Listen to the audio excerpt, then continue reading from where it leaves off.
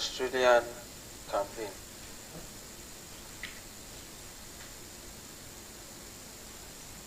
Law and order. In a modern society, the enhancement of a nation's leisure and culture is an essential ingredient in the pursuit of happiness, which the American founding fathers have not were not ashamed to profess as one man's undeniable right. Many of the fundamental rights will be met by the new Labour government lie in the field of law reform. Labour has evolved a practical program to ensure our basic civil rights and freedom, to reshape our laws to meet the needs and aspirations of the 70s, and ombudsman will be appointed as to act the guardian of the people. It will investigate complaints of unjust treatment by a government department and agency and report directly to Parliament. Restrictions on public servants will be reduced to the minimum necessary for conduct of affairs of government. Excessive secrecy in government is directly related to the fact that the liberals have been in power too long. They have a lot to hide. The Labour government will introduce a Freedom Information Act along the lines of the United States legislature. These are to make mandatory the publication of certain kinds of information and establish the general public that everything must be released unless it falls within certain clearly defined exemptions. Every Australian citizen will have a statutory right to take legal action to challenge the withholding of public information by the government or its agencies. We are arranged with the British government for the Judicial Committee of the Privy Council to be constituted by its Australian members sitting in Australia to hear appeals to Privy Council from state courts. These are the AC not on. We will proceed with the Commonwealth Superior Court, approved by the Menzies government 10 years ago in particular, to be a court of administrative appeal. We will give the vote to men and women at 18 years of age, as is already done in all other federal systems and non-English speaking countries. We will hold a referendum to synchronize elections for the House of Representatives and the Senate and give the Commonwealth Parliament constitutional powers over interest rates and terms and conditions of employment. The Commonwealth Police Force will be upgraded with better training.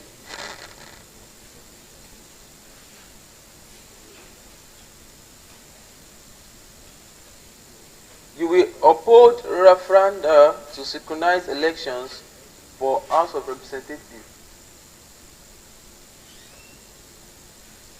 We will hold referendum to synchronize elections for House of Representatives and Senate to give the Commonwealth Parliament constitutional powers over interest rates and terms and conditions of employment. The Commonwealth Police Force will be upgraded with better training, pay and conditions to meet the growing threat of political terrorism and organized crime. Its facilities will be expanded and its role extended to that of the American FBI. The Commonwealth Police Force will become the key between Australian law enforcement and agency and Interpol. The fight against national crime and drug traffic must be primarily a national task. Law enforcement, which has been fragmented among various Commonwealth, investigate breaches of all Commonwealth laws and integrate prosecution, especially in the areas such as consumer protection, where such action is beyond the resource of the citizen. In areas of economic law reforms, we will legislate for a nationwide company act, a security and exchange commission, an effective restrictive trade practice act, and a modern version of the Australian Industry Preservation Act. There is one great group of Australians who have been denied their basic right to the pursuit of happiness, to liberty, and to life itself for 180 years, since the very time when Europeans in the New World first proclaimed those rights as an inalienable for all mankind. In 1967, we, the people of Australia, by the overwhelming majority, imposed upon the Commonwealth the constitutional responsibility of the Aborigines and the Torres Strait Islanders.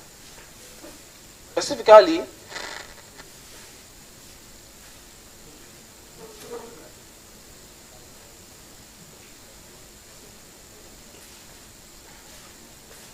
my fellow Australians, I have tried tonight to give you, in the broad and in some details, a program for the Australian under Labour government, a picture that I believe Australia can become over the next 3 years. So from Gul Witham historic political speech delivered at Blacktown in November 13, 1972, a full complete campaign promises an agenda that he has for the people of Australia, that the party has for the people of Australia. We have the following lessons: bold vision and aspiration. The lengthy speech highlights the importance of having a bold vision and aspirational goals for the nation. Witham presented a transformative agenda that aimed to address the long-standing issues and create positive change for all Australians. The lesson here is that leaders need to inspire and rally their citizens around a compelling vision for the future. Must embrace progressive change. Witham's speech demonstrates the value of embracing progressive change to address societal disparities and create a more and equal society. The speech emphasized the need for political leaders to be open to new ideas and willing to challenge the status quo, addressing inequality and social injustice. The speech emphasized the importance of addressing inequality and social injustice in society. Witham advocated for mayors to provide greater opportunities and support for the most vulnerable members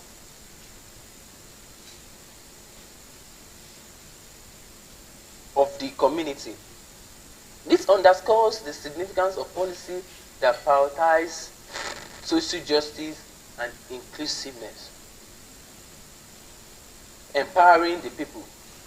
The speech showcased the power of empowering citizens and giving them a sense of agency in shaping their own nation's future. Another lesson we can learn from the speech is uniting the nation. Witham's historic political speech exemplified the importance of unity and coming together as a nation. This message resonates with diverse segments of society, promoting a sense of national cohesion and common purpose. It highlights the significance of leaders seeking common ground to unite the country. Courage of leadership. The speech demonstrates the courage required of leaders to take decisive action and advocate for change, even in the face of resistance or criticism. Withlam's unwavering commitment to his vision exemplifies the importance of steadfastness and determination in leadership. Historic impact. The speech's enduring significance lies in its ability to leave a lasting impact on the nation's history. These are the lessons that we can learn from Withlam's historic address to the people of Australia. Now, the speech has given us call to actions that we as a people must learn from. We must embrace inclusive leadership. We must demand and support leaders who prioritize inclusiveness, diversity, and social justice. Welcome to our Misa. Advocate for bold policies. Just as Withlam advocated for transformative policies, we must encourage our leaders to propose and support bold initiatives that tackle contemporary challenges. Empower civic engagement. We need to foster a culture of active civic engagement and participation. By staying informed and voting in elections, we must champion social justice. Building on Withlam's commitment to social justice, we must strive to create a society where everyone has equal opportunity to act and access to essential services. Advocating for policies that protect vulnerable people and combat discrimination. We must also encourage visionary leadership. Lastly, we must inspire and support leaders who are visionary, courageous, and dedicated to positive change. We must be able to identify people before we elect people. We should be able to know if they are people we can trust with the mandate. And with this, we come to the end of Good Gotham campaign promises to the people of Australia.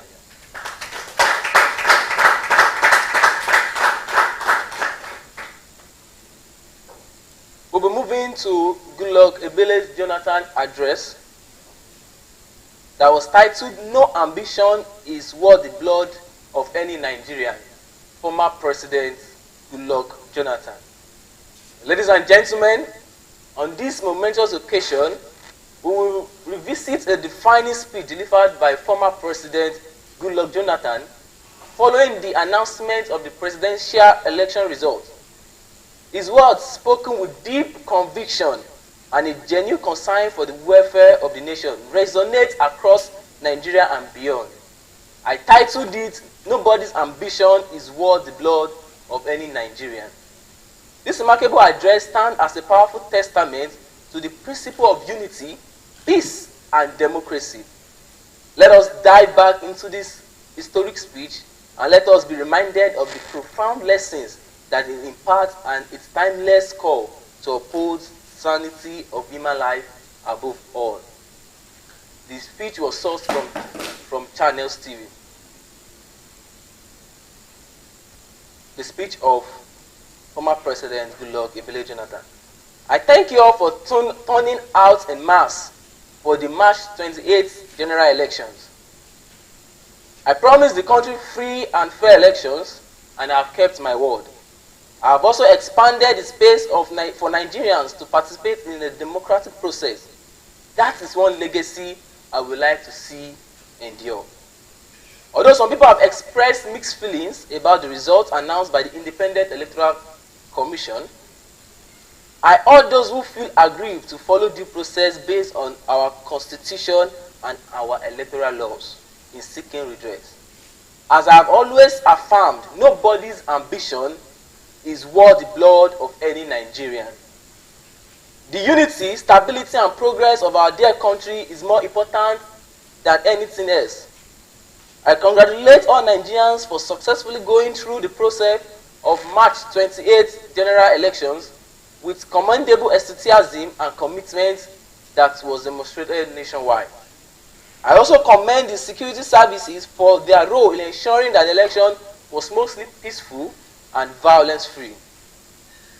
To my colleagues in the PDP, I thank you for your support. Today, the PDP should be celebrating rather than mourning.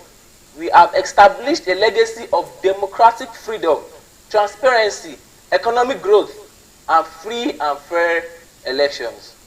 For the past 16 years, we had snared the country away from ethical and regional politics. We created a pan-Nigerian political party and brought home to our people the realities of economic development and social transformation.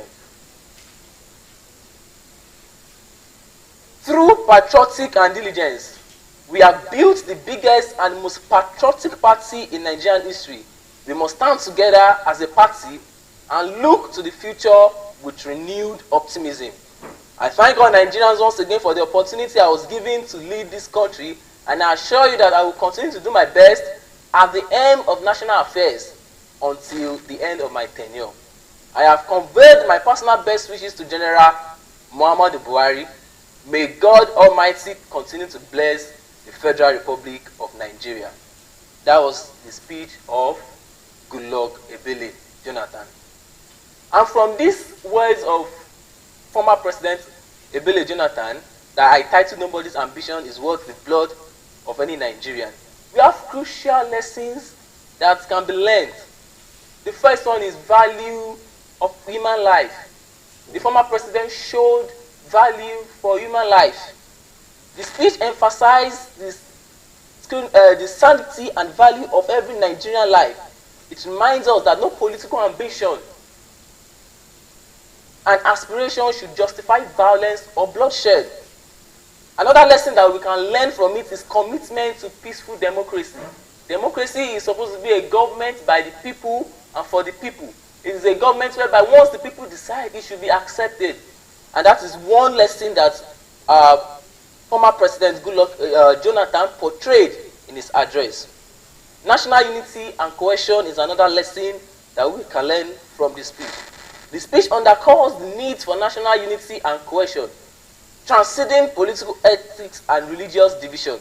It emphasized that Nigeria's strength lies in its diversity and ability to work together for the common good. President Jonathan's word highlights the responsibility of leaders to prioritize the welfare and the safety of the citizens they serve. No national ambition should be taken above the interest of the Nigerian people.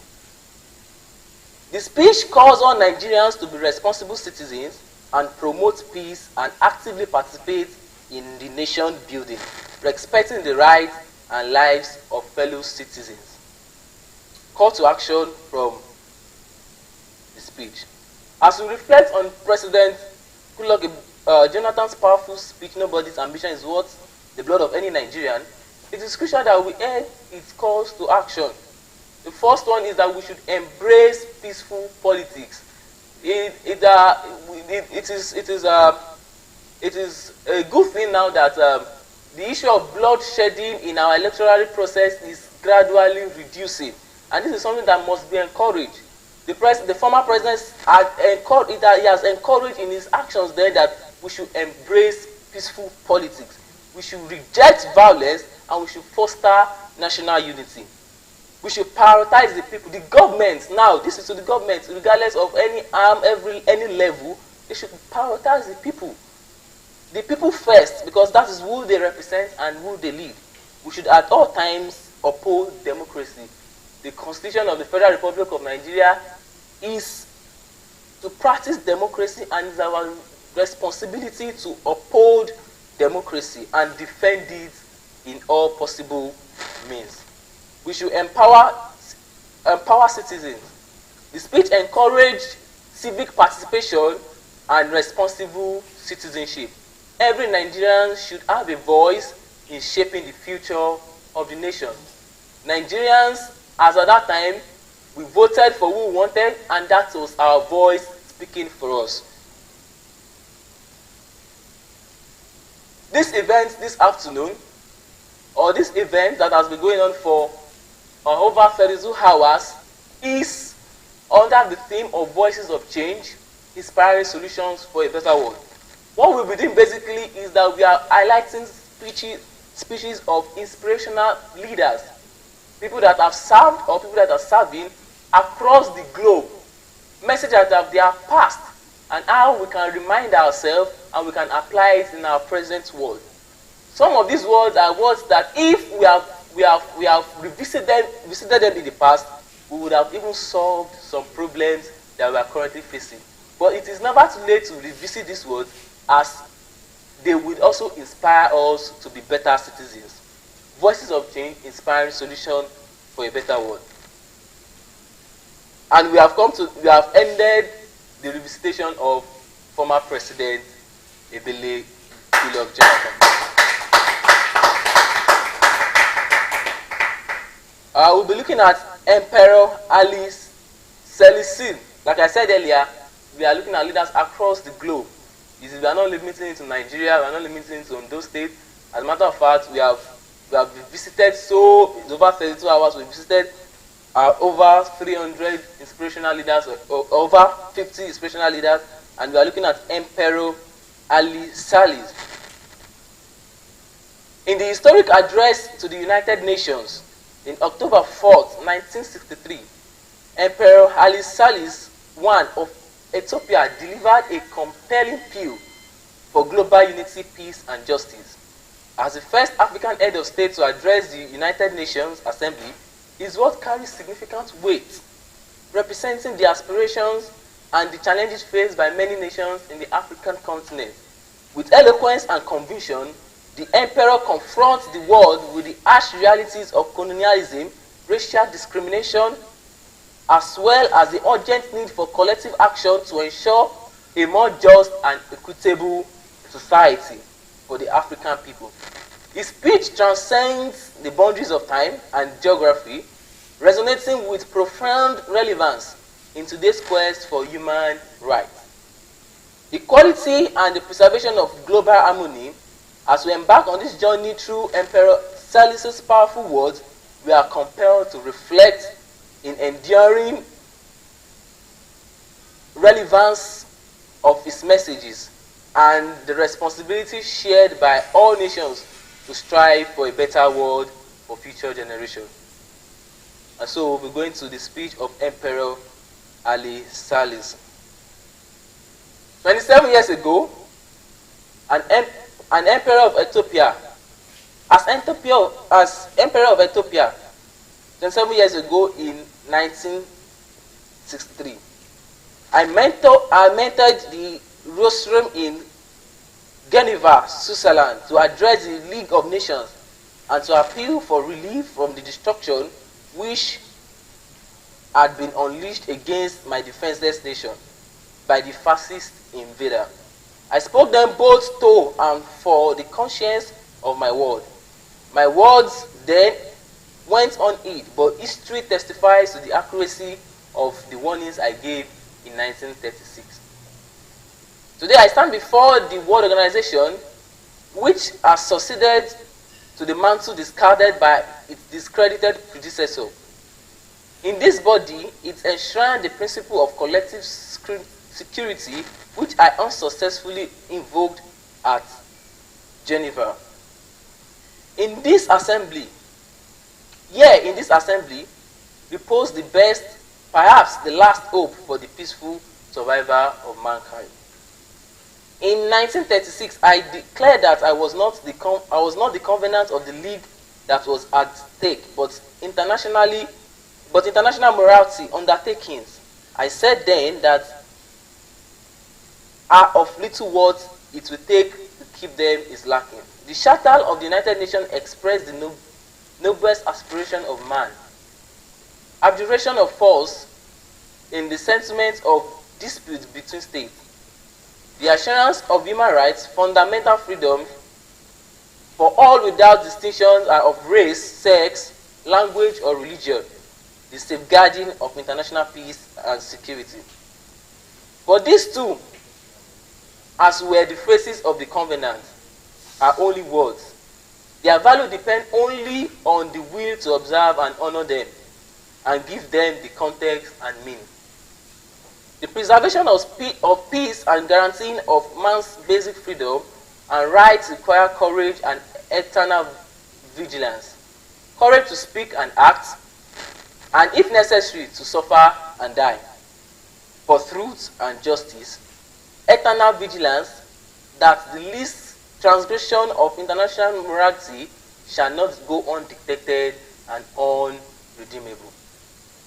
This lesson must be learned anew by each succeeding generation, and that generation is fortunate indeed which learns from other than its own bitter experience. This organization and each of its members bears a crushing and awesome responsibility to absorb the wisdom of history and to apply it to the problems of the present, in order that future generation may be born and live and die in peace. The record of the United Nations during the first few short years of its life affords mankind a solid basis of encouragement and hope for the future. The United Nations was as dared to act when the League dared not in Palestine, in Korea, in Congo. There is not one among us today who does not conjecture under the reaction of this body when motive and actions were called into question. The opinion of this organization today acts as a powerful influence upon the decisions of its members. The spotlight of the world opinion focused by the United Nations upon the transgression of the renegades of human society has thus far proved an effective safeguard against unchecked aggression and unrestricted violation of human rights. The United Nations continue to serve as the forum where nations whose interests clash may lay their cases before world opinions. It still provides the essential escape value without which the slow build-up of pressures would have gone since and resulted in catastrophic explosion. Its actions and decisions have speeded the achievement of freedom by many people in the continent of Africa and Asia. Its efforts have contributed to the advancement of the standard of living of people in all corners of the world. For this, all men must give thanks. As I stand here today, in fact, how remote are the memories of 1936? How different in 1963 are the attitudes of men? We then existed in an atmosphere of suffocating pessimism. Today, cautious yet buoyant optimism is the prevailing spirit. But each one of us here knows that what has been accomplished is not enough. United Nations judgments have been and continue to be subject to frustration as individual member states have ignored its pronouncements and disregarded its recommendations. The organization's skills have been weakened as member states have shirked their obligations to it. The authority of the organization has been mocked, and individual member states have proceeded in violation of its command. To pursue their own aims and ends, the trouble which continues to plague us visually all arise among member states of the organization. But the organization remains impotent to enforce acceptable solutions as the maker and enforcer of the international law. What the United Nations has achieved still falls regrettably short of our goals of the international community of nations. This does not mean that the United Nations has failed. I have lived so long to cherish many illusions about essential high-mindedness of men when brought into stark confrontation with the issue of control over their security and their property of interest. Not even now, when so much is at hazard, would many nations willingly entrust their destiny to other hands. Yet, this is the ultimatum presented to us. Secure the conditions whereby men will entrust their security to a larger entry or risk immunization. Persuade men with their salvation rest in the subordination of national and local interests to interests of humanity or endanger man's future. These are the objectives, yesterday unobtainable, today essential, which we must labor to achieve. Until this is accomplished, mankind's future remains hazardous and permanent peace a matter of speculation.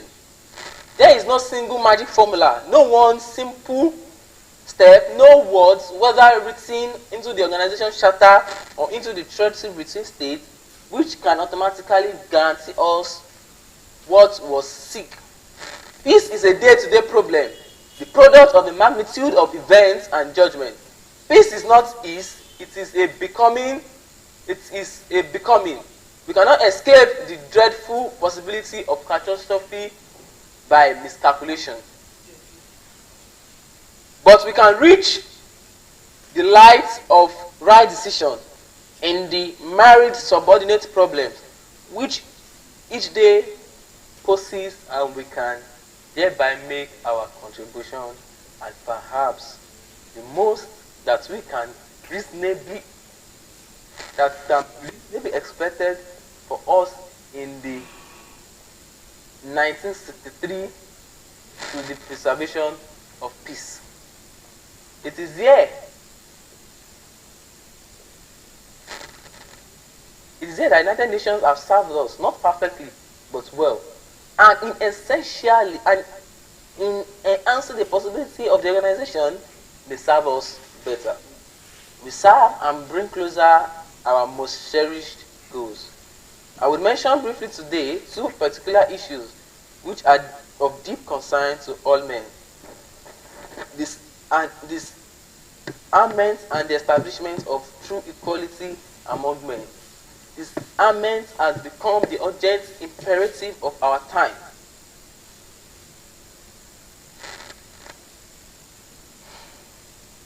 I will mention briefly two particular issues which are of deep concern to all men.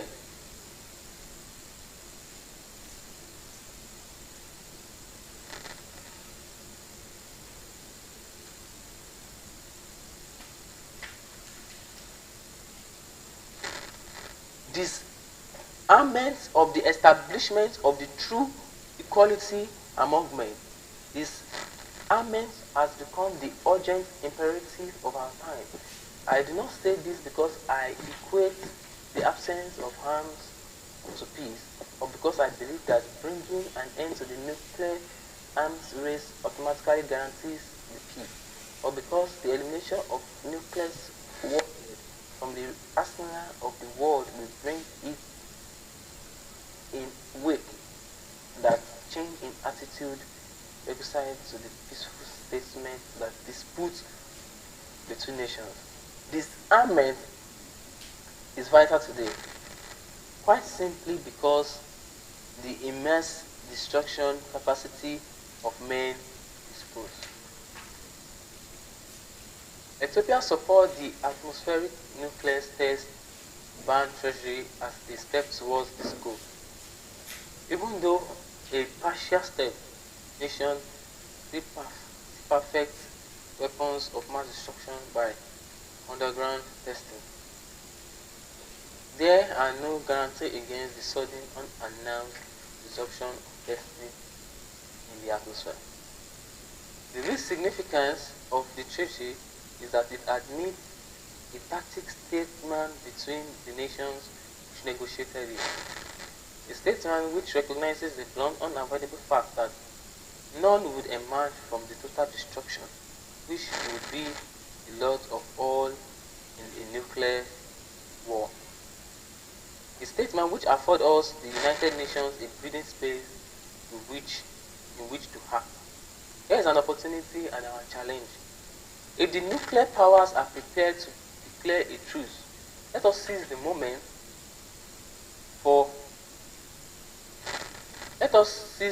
to strengthen the institution and procedure which will serve as a means for the pacific settlement or disputes among men. Conflict between nations will continue to arise. The real solution is whether we can resolve by force or by result of peaceful methods and procedure. Administered by impartial institute. This very organization itself is the greatest such institution, and it is a more powerful United Nations that we seek, and it is here that we find the assurance of peaceful future. where a real and effective disarmament achieved, and future now spent in the arms race were devoted to the amelioration of man's state. There, were we to concentrate only on the peaceful use of nuclear knowledge, how vastly and how short in time might we change the condition of mankind? This should be our goal. When we talk of equality of mankind, we should talk about the equality of man. We find also a challenge and an opportunity. A challenge to breathe new life into the ideals entrenched in the charter, an opportunity to bring women closer to freedom and through equality, and thus closer to the love of peace. The goal of the equality of man, which we seek, is the antidote of the exploitation of one person by another, with which the pages of history, and particularly those written in the African or Asia continent, speak at such lengthy exploitation, thus viewed as many faces. But whatever guise is assumed, this evil is to be shunned, where it does not deceive, and crush where it does. It is the scared duty of this organization to ensure that the dream of equality is finally realized for men to whom it is denied. To guarantee the exploitation is not reincarnated in other forms in place where it has already been banished. As a free Africa has emerged during the past decade, a fresh attack has been launched against exploitation. Wherever it still exists, and in that interaction so common to history, it is in turn has stimulated and encouraged the remaining dependent people to renew efforts to throw off the yoke which has oppressed them, and it comes as their birthright between ideas of liberty and equality. This very struggle is a struggle to establish peace, and until victory is assured, the brotherhood and understanding will nurture a give life to peace and be partial and incomplete. In the United States of America, the administration of President Kennedy leading a vigorous attack to eradicate the remaining victim of racial discrimination from his country. We know that this conflict will be won, and the right will triumph. In this time of trial, this effort should be encouraged and assisted, and we should lend our sympathy and support to the American government today. At May, in Addis Ababa, I convened a meeting of heads of state and government. In 3 days, the 32 nations represented at the conference demonstrated to the world that when the will and the determination exist, nations and people of diverse backgrounds can and will work together in unity to achieve common goal, the assurance of that quality and brotherhood which we desire. On the question of racial discrimination, the Addis Ababa conference taught to those who will learn these further lessons that until the philosophy which holds one race superior and another inferior is finally and permanently discredited and abandoned, that until then, there are no longer first class and second class citizens of any nation. That until the color of a man's skin is no more significant than the color of his eyes. That until the basic human rights are equally guaranteed to all without regard to race. That until the day the dream of lasting peace and world citizenship and rule of international morality will remain but a fleeting illusion, to be pursued but never attained. And until the unhappy regimes that hold our brothers in Angola and Mozambique and in South Africa in subhuman bondage are being trampled and destroyed, until bigotry and prejudice and malicious and inhuman self-interest have been replaced by understanding and tolerance and goodwill, until all Africans stand and speak as free beings, equal in the eyes of all men as they are in the eyes of heaven. Until that day, the African continent will not know peace. We will fight if necessary. We will know that we shall win, as we are confident in victory of good over evil. The United Nations have done much, both directly and indirectly, to speed the disappearance of discrimination and oppression from the earth. Without the opportunity to focus world opinion on Africa and Asia, which this organization provides, the goal of many and might still lie ahead, and the struggle would have taken far longer. For this, we are truly grateful. But more can be done. But more can be done.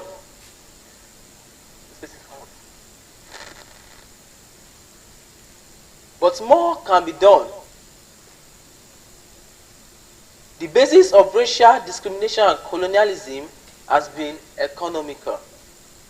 And it's with economic weapons that this evil has been overcome in pursuit of resolution adopted in Addis Ababa Summit Conference. Asian states have taken over certain measures in the economic field which, if adopted by all member states of the United Nations, will soon reduce intransigence to reason. I ask today for adherence to this measure by every nation represented here, which is truly devoted to the principle initiated in the Charter.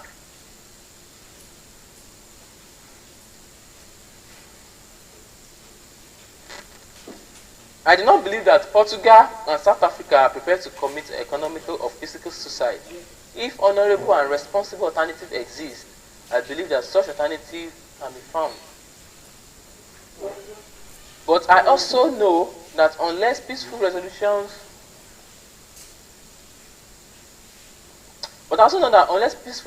are devised, Council of Moderation and Temperance will avail for naught. And another blow will have been dealt to this organization, which will hamper and weaken until its usefulness in the struggle to ensure the victory of peace and liberty over all the forces of strife and oppression. Here, then, the opportunity presented to us. We must act while we can, while occasion exists, to exert those legislative pressures available to us. Let us run and resort. We must act while we can, while occasion exists, to exert those legislative pressures available to us. Let us run out and resort be at a less happy means. Does this organization today pose the authority and the will to act? And if it does not, are we prepared to clothe it with power to create and enforce the rule of law?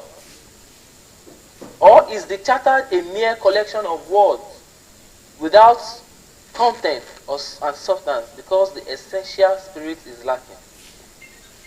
In time in which to ponder these questions are all too short, the pages of history are of instance in which the unwanted and shunned nonetheless occurred because men waited to act until too late. We can brook no such delay. If we are to survive, this organization must strive. To survive, it must be strengthened. Its executives must be vested with great authority. The means for the enforcement of this decision must be fortified. And if they do not exist, they must be devised. Procedure must be established to protect the small and weak when threatened by the strong and the mighty. All nations which fulfill conditions of membership must be admitted and allowed to sit in the assembly. Equality of representation must be assured in each of its organs. The possibility which exists in the United Nations to provide medium whereby the hungry may be fed and the naked clothed, the arrogant instructed, must seize on and exploit for the flower of peace is not sustained by poverty and want. To achieve this requires courage and confidence. The courage I believe we possess, the confidence must be created. And to create confidence, we must act courageously.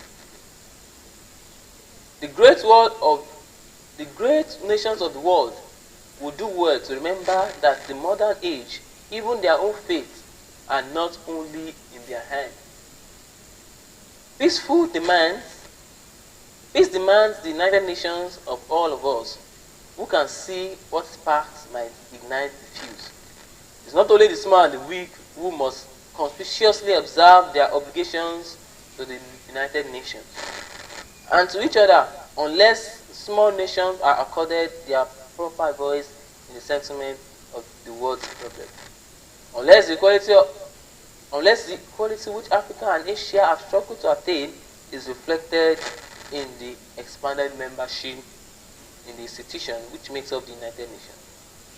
Confidence will come just that much other, unless the rights of the least of men are assiduously protected as those of the greatest.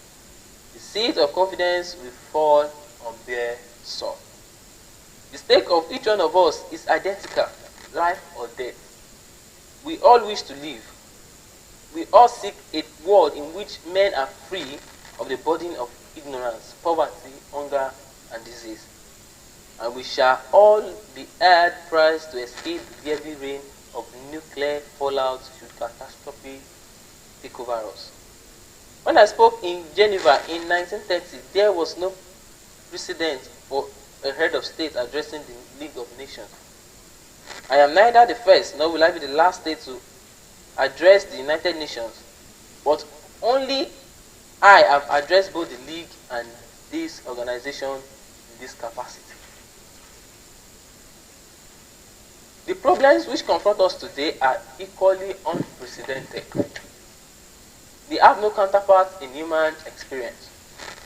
Men search the pages of history for solution, for precedent, but there are none. This then is the ultimate challenge. Where are we to look for our survival if the answers to the questions which have never before been voiced? We must look first to God Almighty, who has raised man above the animals and bestowed upon him intelligence and reason. We must put our faith in him, and he will not desert us or permit us to destroy humanity which he created in his image. And we must look into ourselves, into the depth of our souls. We must become something that we have never been, and for which our education and experience and environment have ill prepared us. We must become life bigger than we have been, more courageous, greater in spirit, larger in outlook. We must become members of a new race, becoming petty prejudice, owning our ultimate allegiance not to nations but to our fellow men with the human community. And that will come to the end of Imperial Ali Sasi's address.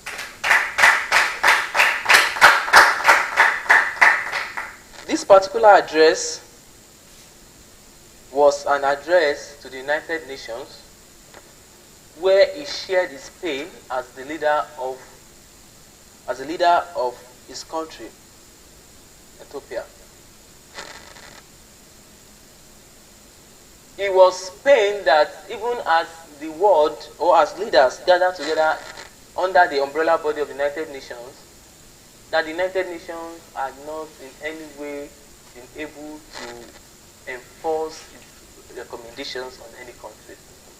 And whenever they gather, they make recommendations, they say yes, but there has not been any way the United Nations could enforce these recommendations, and there's no way it could ask a country or mandate a country to act accordingly to its directive. And this is a fear to Emperor Ese, because at that point, some countries have become great. Some countries are already having nuclear weapons. And to protect his own small country, he seeks redress and help from the United Nations, wanting the United Nations to stand on its toes so that it can make recommendations to these countries. So that if any country that is in possession of the nuclear weapon or had grown to be mightier than them, the United Nations will be a safe haven for them to run to. That was the essence of his address. Now let us look at lessons that we can learn from it. Advocacy for peace and unity. Ellen Ese call for peace and unity among nations underscores the importance of democracy, dialogue, and understanding in resolving conflict and fostering global cooperation. His emphasis on collective action and mutual respect serves as a reminder that lasting peace can only be achieved through collaboration and empathy. Condemnation of colonialism and racial discrimination. The emperor condemned colonialism and racial discrimination, reflects the need to address historic injustice and promote equality among all nations. The speech reminds us of the ongoing struggles of decolonization and imperative to combat racism and prejudice in all fronts. Protection of sovereignty and independence. Ali Salih's passionate defense of sovereignty highlights the significance of respecting rights and autonomy of each nation. The speech underscores the importance of safeguarding independence and the principle of non-interference in the internal affairs of other countries. Addressing poverty and inequality. The emperor mentioned of the poverty and suffering faced by many nations, draws attention to the pressing need to address global poverty and economic disparity. The speech served as a call to action for greater international solidarity efforts to uplift marginalized communities, uphold human rights and dignity. SNS emphasized the importance of human rights and human dignity, remind us of the universal values that should guide all nations in their policy and action.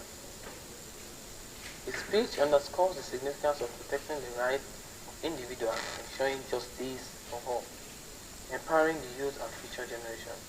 From the speech, we can learn the recognition of the role of the youth in shaping the world's future. Highlight the need to invest in education, empower young people, and involve them in decision-making policies. Environmental stewardship. Ellen Ese mentioned the impact of nuclear weapons on the environment, serve as timeless reminder of the importance of environmental stewardship and responsibility of nations to protect the planet and future generations. The power of diplomacy and international organization. The speech demonstrates the value of diplomatic engagement and the role of international organizations like the United Nations in fostering dialogue, cooperation, and conflict resolution. In this modern day, Ellen Ese's address to the United Nations serves as a compelling call of action. Here are some keywords that can be drawn from the speech. Strengthening international cooperation. Let us commit ourselves to strengthen international cooperation and diplomatic efforts by fostering open dialogue and understanding among nations. We can collectively address global issues such as climate change, poverty, and conflict. Combating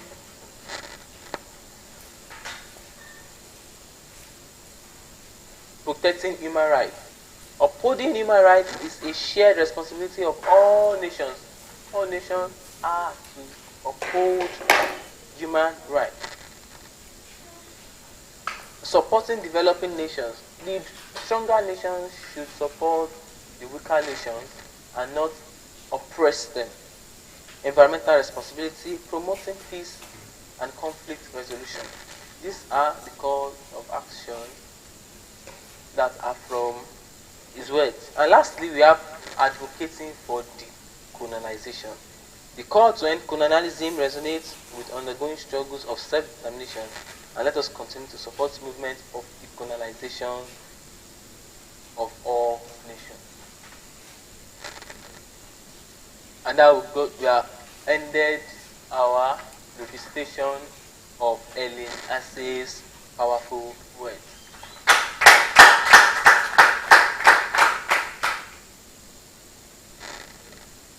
We'll be looking at another inspiring work by Micheline Berset. Micheline Berset.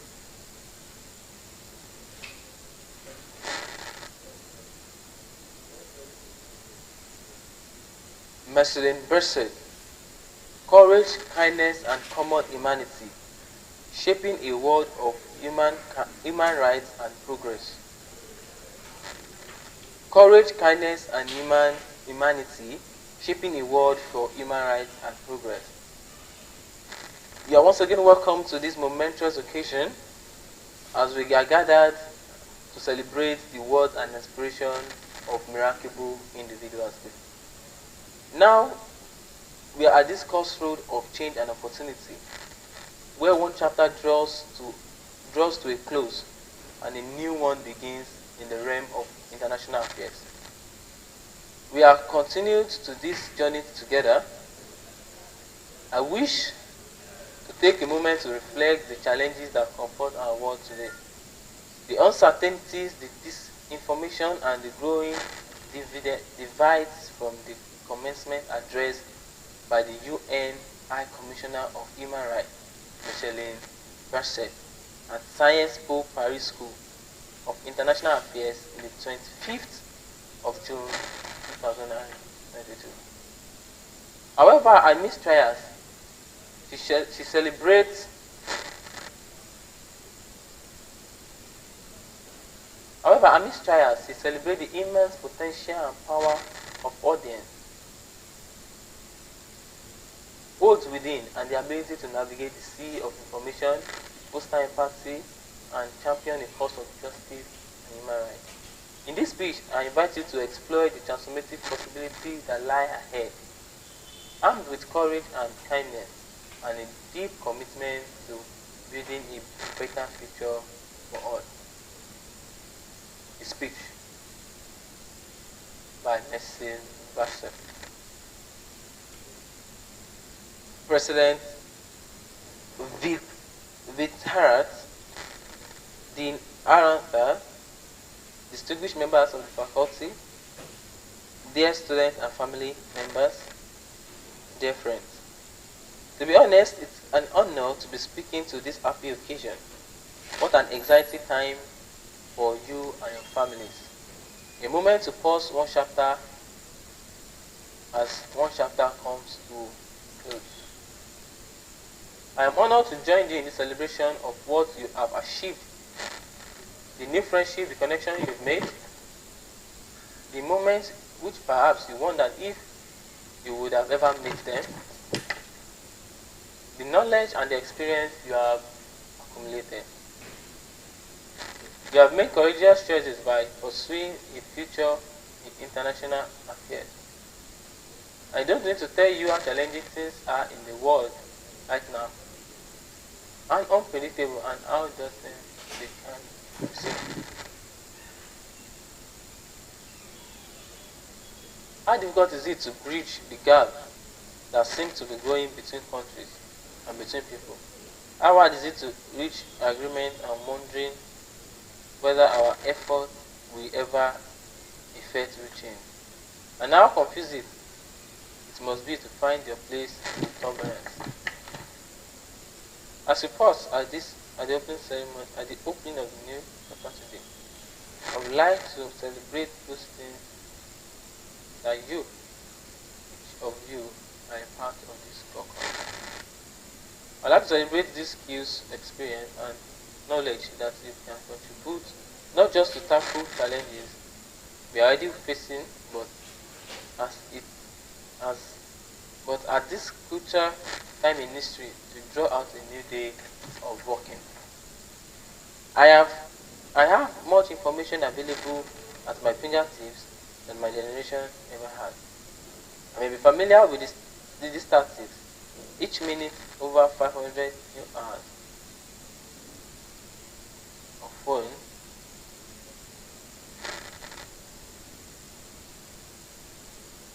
Each minute over every 500 new hours of video shows up on YouTube.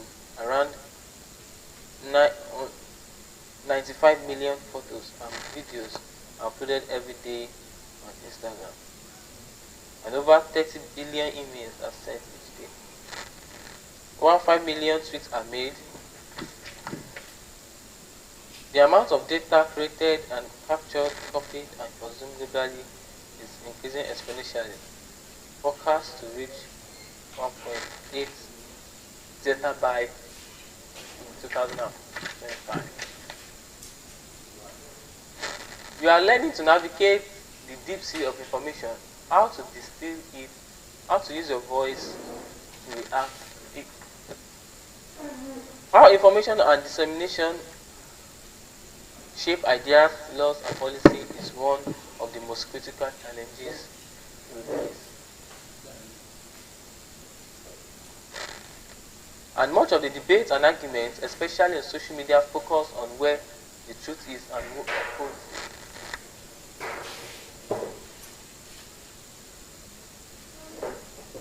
And much of the delegates and arguments, especially on social media, focuses on where the truth is and who holds it. But allow me to share an idea. I invite you, rather than focusing on establishing what is truthful or who are the carriers of the truthful message, to commit and participate in the broader project of restoring trust in institutions and institutions. Disinformation is born and flourishes in the context of our political disenchantment and economic disparity. Disinformation also thrives where there is little purpose, participation in information.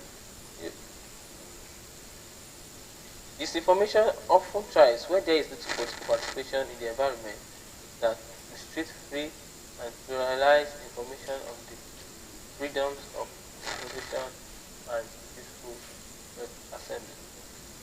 Also, I invite you to see your skills of fire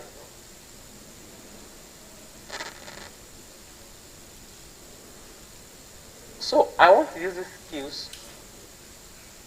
I want you to use these skills to fight for the expansion of spaces for people to participate in all diversity. That question is how to transform participation so that it works up.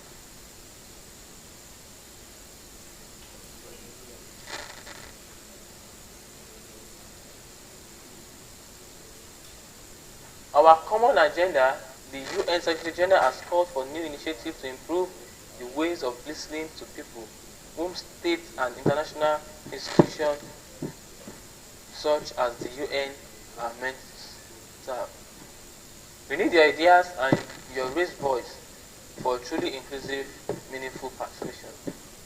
In the face of so much information and so much news, I wish to try not to get complacent or no, or to take the right to participate, the freedom to express yourself or associate with yourself granted.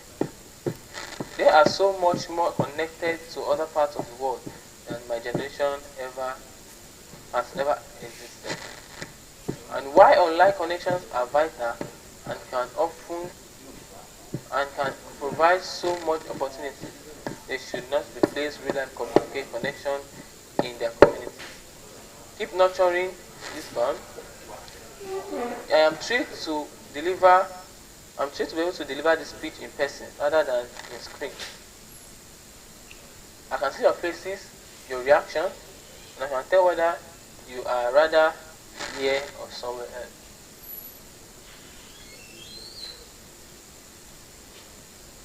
And I can feel your energy, your drive, and your desire to go forward. That is a very challenging quest. I cannot offer you a key that unlocks a safe and planned next level experience.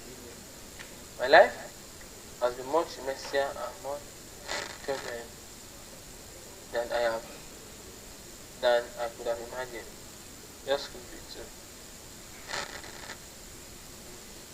The turbulence. When I was 24, I had to flee my country. Many Chinese, including myself and my whole family, were suffering from the abuses of the military dictatorship and arbitrary detention, disappearance, and the torture, among others. My studies were interrupted, and I had no idea how long I would be gone. For 4 years, I improvised. I went to Australia, then East Germany, learning new languages and continuing my medical training. There was, of course, mentioned when hope drains away, despair and anger flowed in. I returned to Chile when I was 28, married with a child, and a great journey to contribute to the country I have longed for. I had a medical degree and worked at an NGO who supports the children. Who gave support to children whose parents had been killed, disappeared, or tortured, or imprisoned. And yet, over time, as the democracy began to be restored, I learned to set aside my anger and those with myself, and to replace it with the approach focused on dialogue, finding a common ground of understanding in which we could begin to resolve division.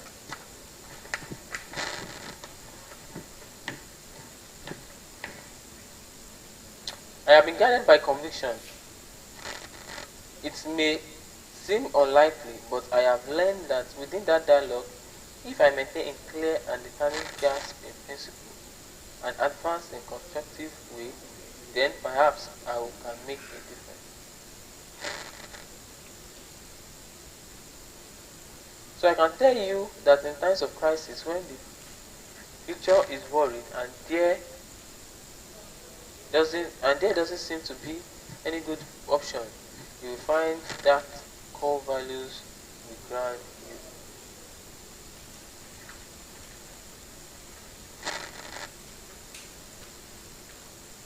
Regardless of the challenges you face, you will find that choices you make are based on integrity, apathy, and courage.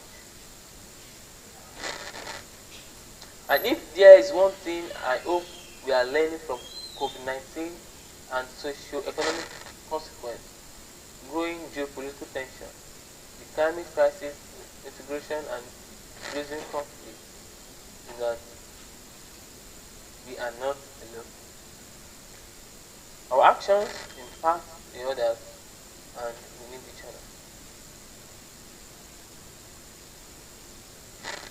Justice and equality matter. Discrimination and injustice have far-reaching consequences. By trying to understand this point of view, by acting with integrity to advance justice and human rights, by seeking always to build on your love for and connection to the people and always seek for life, by honoring, by looking to build and advance rather than to destroy, you'll be shaping a life for yourself that holds steady your principles.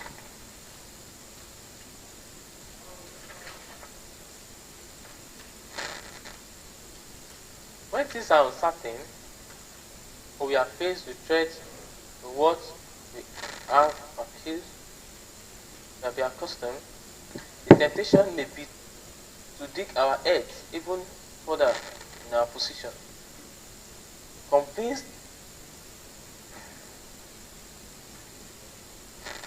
convinced that this is the only way to prevent things from going in the wrong direction or slipping away from us.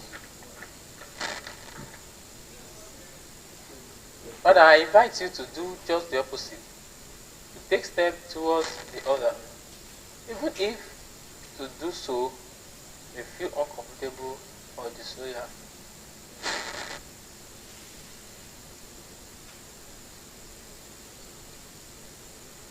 Even if to do so may feel uncomfortable or disloyal to what you believe.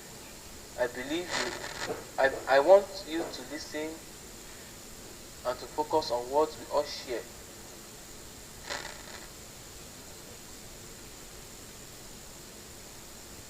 To take a step forward and order, even if it's to do so you may feel uncomfortable or disloyal to what you believe. I invite you to listen and to focus on what we all share. To try and polarize on the basis of the common ground. We have the 2030 agencies which have been fully negotiated by every state in the world, which can eradicate extreme poverty and inequality, and include more people in the benefit of development. And we have the Paris Agreement signed.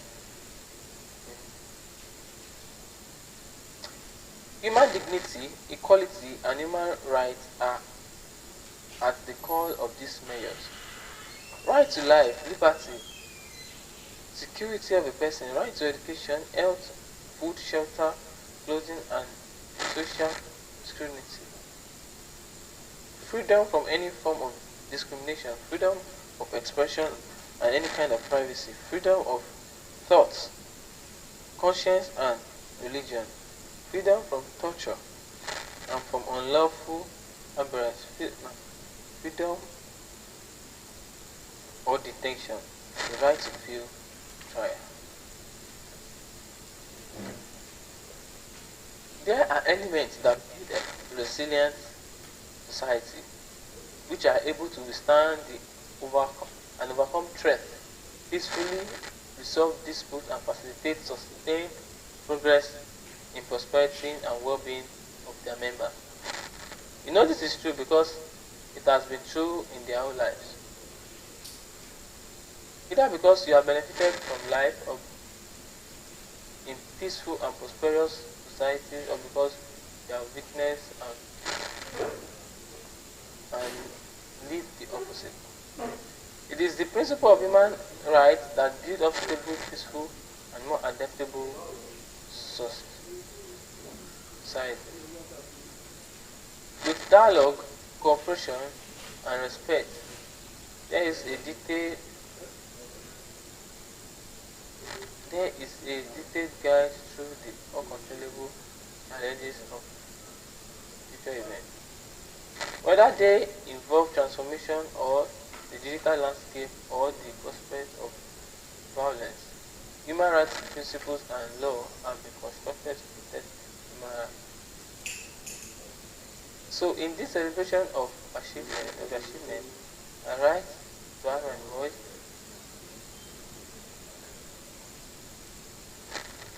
I invite you to go forward with courage and kindness, armed with the conviction that life is a gift,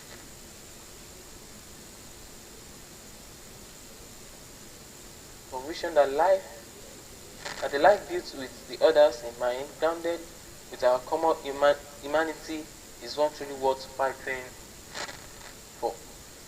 Thank you, and we need your voice and strength in this fight for progress and for humanity.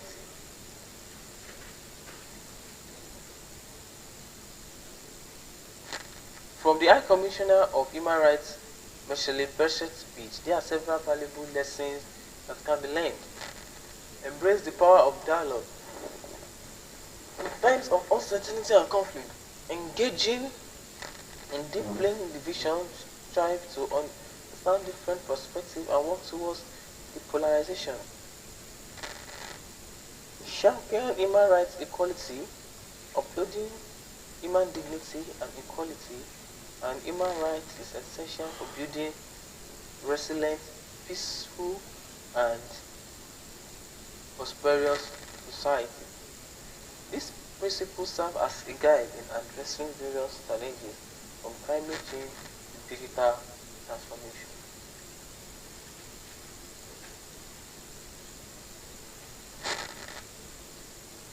Champion human rights and equality. Upholding human dignity, equality, and human rights is essential for building resilient, peaceful, and prosperous society. These principles serve as a guide in addressing various challenges from climate change to digital transformation. Foster inclusivity and participation. Encourage diverse and inclusive participation across all levels.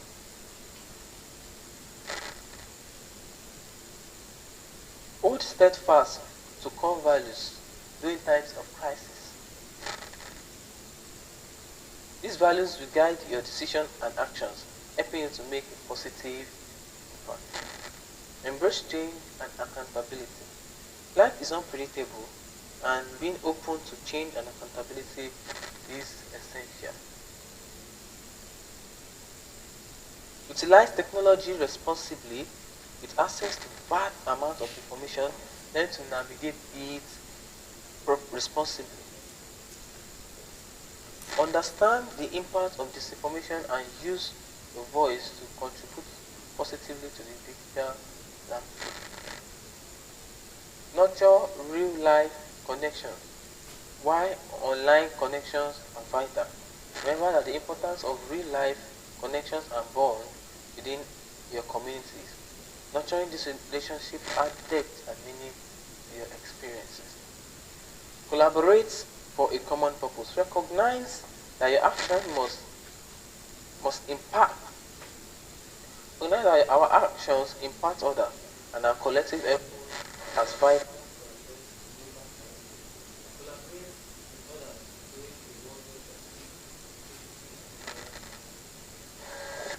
Stay curious and critical. Continue learning and approach information with critical thinking. These skills will help you navigate complex issues and make informed decisions. Strive for progress and humanity. Embrace the fight for progress and humanity, grounded in our common humanity. Each individual's contribution, driven by courage, kindness, and provision, can make a difference in shaping the world for all. The call to action from UN High Commissioner for Human Rights mentioning speech to this modern day is clear and inspiring. Here are some of the ways we can respond to a call and take action. Advocates for human rights.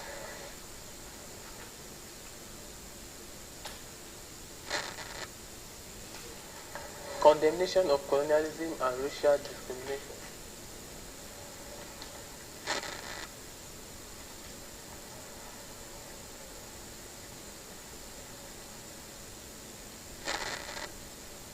The Emperor's condemnation of colonialism and racial discrimination reflects the need to address historical injustice and promote equality among all nations and races. The speech reminds us of the ongoing struggle for decolonization and the imperative to combat racism and prejudice in all its forms. Protection of sovereignty and independence.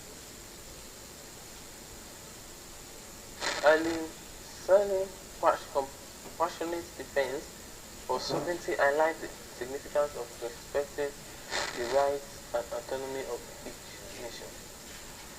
The speech underscores the importance of safeguarding independence and the principle of non-interference in the internal affairs of other countries, addressing poverty and inequality. The emperor's attention of the poverty suffering faced by many nations draw attention to the pressing need to address global poverty and economic disparities. The speech served as a call to action to greater international solidarities and effort to uplift marginalized communities, upholding human rights and dignity. Early Essene emphasized on the importance of human rights and human dignity.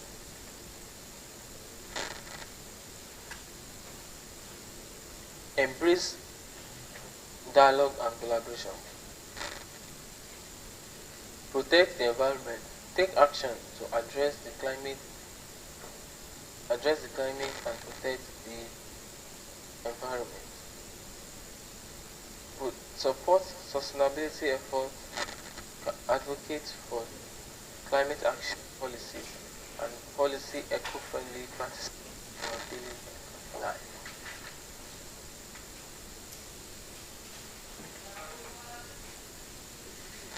Prioritize human dignity and equality.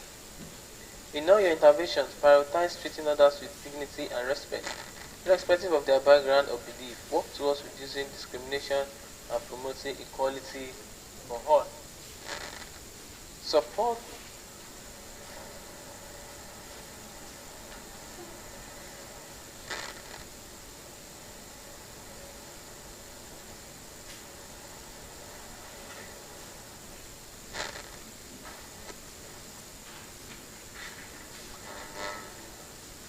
Support global goals, contribute to achieving sustainable development goals outlined in the 2030 Agenda.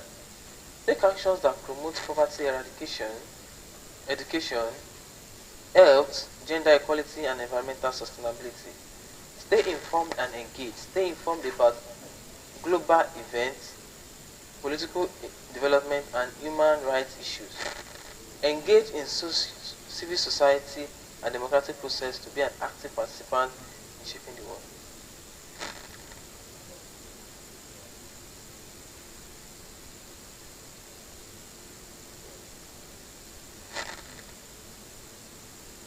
Be informed and engage. Stay informed about global events, practical development, and human rights issues. Engage in civil society and democratic process to be an active participant in shaping the future. Be courageous and kind. Embrace courage and kindness in your interactions with others. Stand up against injustice. Promote compassion and inspire positive change through your actions. Be an advocate for peace. Be an advocate for peace and conflict resolution. Support initiatives that foster peace building and contribute to resolving conflict peacefully at local and global levels. By taking actions on this front, we can honor the call to build a world grounded in human rights, equality, and mutual understanding.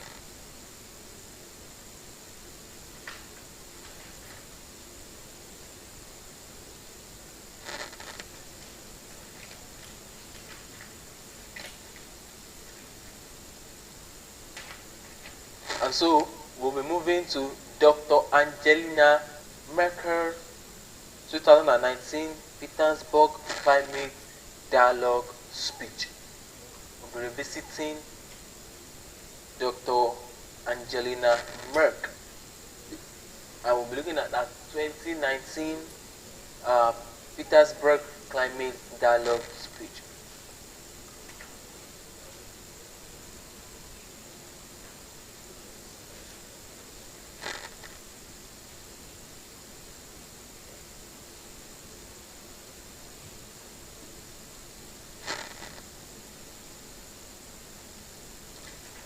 In the face of pressing global climate challenges, leaders across the world have come together to engage in crucial discussions on sustainable development and environmental preservation. Among these visionary voices, Chancellor Angela Merkel has emerged as a steadfast advocate for climate action. In 2019 Petersburg Climate Dialogue, Chancellor Merkel delivered a compelling speech that underscores the urgency of combating climate change and the importance of international cooperation. As we revisit the history address, we dive into the profound insight shared by Chancellor Merkel, exploring our vision for a sustainable future. The imperative lessons from our speech inspiring to rebound our efforts and pave way towards a more resilient and sustainable planet. The source of this is from Press and Information Office of the Federal Government of Germany.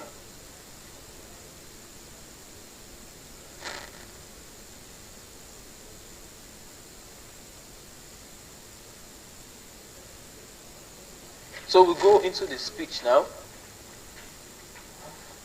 Environment Minister Schmidt Zavika, ladies and gentlemen, participants in the Petersburg Climate Dialogue, which, if you count the way they do in the Real District, has enough been a tradition.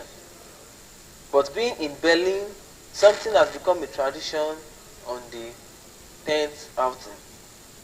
I would like to extend a warm welcome to you on this event here in Berlin. I'm delighted that Chile and Germany are organizing this year Petersburg Climate Dialogue together. Please convey my best wishes to the President of PNERA. We have learned that Chile has big ambitions. I'm very happy about that. Our countries may be a long way apart geographically, but it is clear that they share a common desire. The next conference will take place in about 6 months' time. It is a good tradition that Petersburg Dialogue ties in between conferences to work with many key stakeholders to plan the course for the future and get things moving. Compared to previous years, something has changed. Not just the fact that the issue itself has taken on more importance.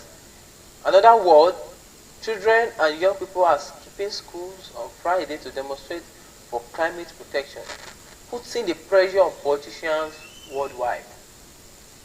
To be honest, it is anything but a comfortable feeling, but I must say this quite clearly that what they are doing is completely understandable. Because from young people's perspective, our natural world and coexistence are at stake. And this is not false. They believe that they need to warn us against this disaster and apply the pressure on the relevant actors. We must respond and take action. The 2015 Paris Climate Agreement contained a pledge that we would effectively address climate change and reduce its impact. To achieve this goal, both global action and national contributions are needed. Every country is called upon to pursue its own path, but we also have recognized global connections to ensure that the world as a whole makes progress. It is absolutely clear that this is something that has been said repeatedly since the start of the climate debate. That we have shared responsibility, though we started from very small positions. In other words, we need to take the different situations in different parts of the world into account when we are shaping global climate policy. On the other hand, the goal is to reduce emission of CO2 and other greenhouse gases. On the On the other, on one hand, it goes to reduce emission of CO2 and other greenhouse gases. On the other hand, it is also a matter of building resistance so as to cope with the impact of climate change. The aim is to spread the cost of climate damage as well as widely as possible. Insurance solutions have become an established instrument to this end, and they can be further developed. During our presidencies of the G7 in 2015, the G20 in 2017, we set up developed global partnership for climate and disaster risk finance and insurance solutions. It's intended in this way to ensure additional 400 million people against climate risk by 2020. In industrialized countries, we are familiar with such insurance solutions. They are common practices, but they are not yet so widespread in the economic weaker countries. However, it is those very countries that are particularly hard hit by climate change impact. So we want to work in with the Global Commission on Adaptation to increase the political importance attached to the climate change adaptation. For instance, if you want to pursue the SDGs and tackle poverty and hunger, we cannot sit back and relax. Even if there is an era where we have to, in fact, make some progress, we must not lose sight of the danger. Climate-related natural disaster can and will increase hunger and hardship again if we do not take action. Agriculture will suffer, more and more people will leave rural areas, and there will be greater susceptibility to political instability and terrorism. We must counter this. Agriculture will suffer, and more people will leave rural areas, and there will be greater susceptibility to political instability and terrorism. We must counter this. On a visit to 3 African countries a few days ago, I again saw myself how difficult the situation is. These are not my words. In countries such as Burkina Faso, the Niger, and Mali, we can see the combination of circumstances very clearly and very greatly suffering as well. If we fail in climate protection, conflict are virtually inevitable. Given the world growing fast population and increased scarce resources, this is also the reason why Germany and non-permanent members of the UN Security Council is making climate and security one of the priorities. I am very pleased that you have also discussed the issues of women here. It is another focus of the Germany Council membership. Not least in the months when we had the presidency, I believe it is particularly important to empower and enable women as stakeholders and also connections with security and climate protection. Climate protection and relentless cost money. And poorer countries do not have money. The industrialized countries therefore pledge to provide $100 billion annually for these states from 2020. Speaking of Germany, I can only reiterate that we stand by this goal. We stand by the sum of $100 billion, and we will double our public spending on climate financing by 2020. Replenishing Green Climate Fund 2 is very important from promoting low emission. Climate relentless development.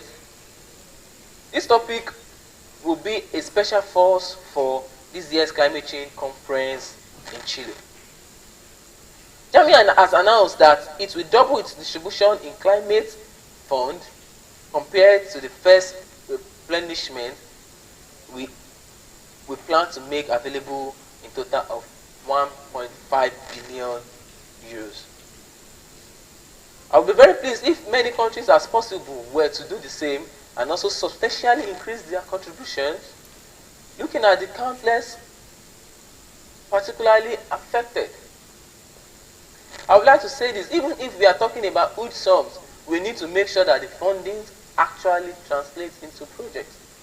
Because a lot of money goes into the port, but when we ask for small island or elsewhere, what was actually arrived on ground and what has been done, then you will discover that there is a long road from pledges and the funds to project implementation, even though time is of the essence. Finally, as the international community must ensure that global financing flows are oriented more strongly overall to sustainability and the goals of the Paris Agreement. So I only welcome the foundation as well as the initiative of the Chile and the Finland.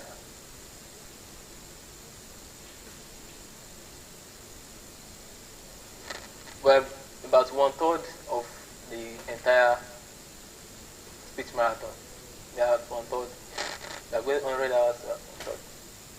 In Germany, you very often hear people saying that as we account only for a small portion of CO2 emission, it is not really up to us so much. The people who say they need to be reminded over and over again, they have consumed unimaginable resources in the past. So we need to play a part in getting the world into such a difficult position today. And so, bearing in mind our prosperity, we also bear a great responsibility for promoting climate-friendly innovations. This is a contribution that needs to take place in developed industrial countries.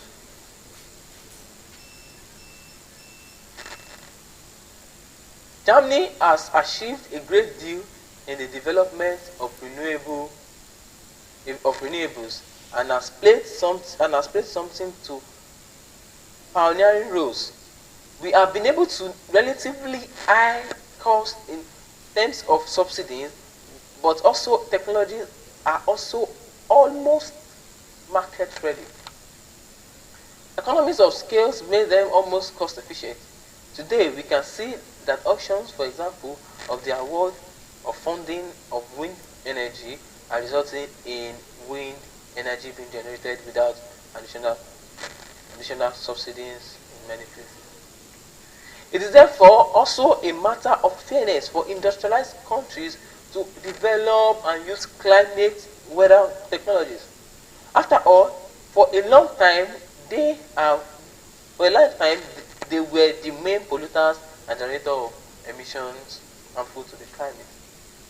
It is also a matter of fairness that they recognize their responsibility to transfer technology. In other words, we should look for ways to introduce technology in other countries.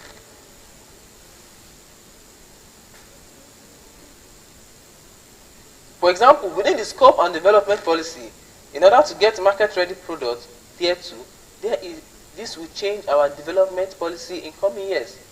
By the way, we will have to regard development policy as a tool to promote market applications of innovations at present. Commercial market mechanism, on the other hand, and development policy on the other hand, are often wholly unconnected. Basically, we need to set the stage where innovation transfer to ensure marketable products on the ground is a component of development policy and development cooperation. So technological innovation plays an important role for the transmission of global greenhouse gas neutrality. Also, there is much to be concerned about in this correct connection. There are also many positive examples. Allow me to mention Chile by way of example. The country is seeing a very notable boom in renewables. For 5 years now, wind energy, photovoltaics and solar thermal energies have recorded high growth rate. I will find it very gratifying that German-Chile cooperation in this field is barely bearing fruit. Costa Rica is another example. It is working to transform its energy, transport and agricultural sector with the aim of ensuring zero emission by 2050. China Two is continue to see substantial growth in renewables. In 2018, they already accounted for more than a quarter of the country's electricity production. When you consider that China is a very big country with a large population, you realize that this is something that really has an impact on global scale and demonstration how determined China is to face up the challenges posed by climate change. We see great potential of renewable in Africa. For example, Germany is working on the compact with Africa, an initiative launched during our G20 presidency. The aim is to stimulate investment in Africa, to encourage African countries to make their overall fiscal policy more transparent and improve their credit standing, and also to call on German companies to invest in this country. We have already had some considerable success. Here, within the scope of bilateral reforms partnership with, for example, Ghana and Cote d'Ivoire, the advances made in the transition must not be allowed to stop at the energy sector. Thus, the Indian state scheme was converted to a 100% organic agriculture system. 3 further states in India are planning to do the same too. That too is a contribution to climate change. However, although I could list a lot of other good examples, we all know that this is not enough to attain our goal. We are still seeing increasing warming in the northern polar region, ice expanses, and permafrost are at risk of disappearing, which would further increase global warming. We know that there are tipping points in climate change which are very hard to forecast, but which they have major new quantitative impact. And so we cannot help but worry that long periods of heat or drought have repercussions. The FAO estimates that global grain harvest in the current 2018-2019 crop year will not be sufficient to meet demand. So many places truly are digging into reserves. Storms and flooding also play a part. We know that this claims many lives and causes tremendous suffering. We can see that climate change is fact. I am therefore glad that the United Nations Secretary General has invited heads of state and government not only to the climate change conference in Chile, but also to the United Climate Change Summit in September. In order to find out what progress we have made and since the adoption of the Paris Agreement, how we attended, the Secretary General will put on the prayer again, and Ms. Kuzi is of course right. We cannot leave the environmental ministers on their own with the issues of climate protection. Rather, the whole cabinet and entire political leadership of each and every country must get behind it. Let me turn now to Germany, as agreed in Europe. We have set ourselves goals. When it comes to the first goal of 2020, this has to be stated quite frankly. There is a gap between what we have done and what we initially thought when answering the question. We will be able to implement that.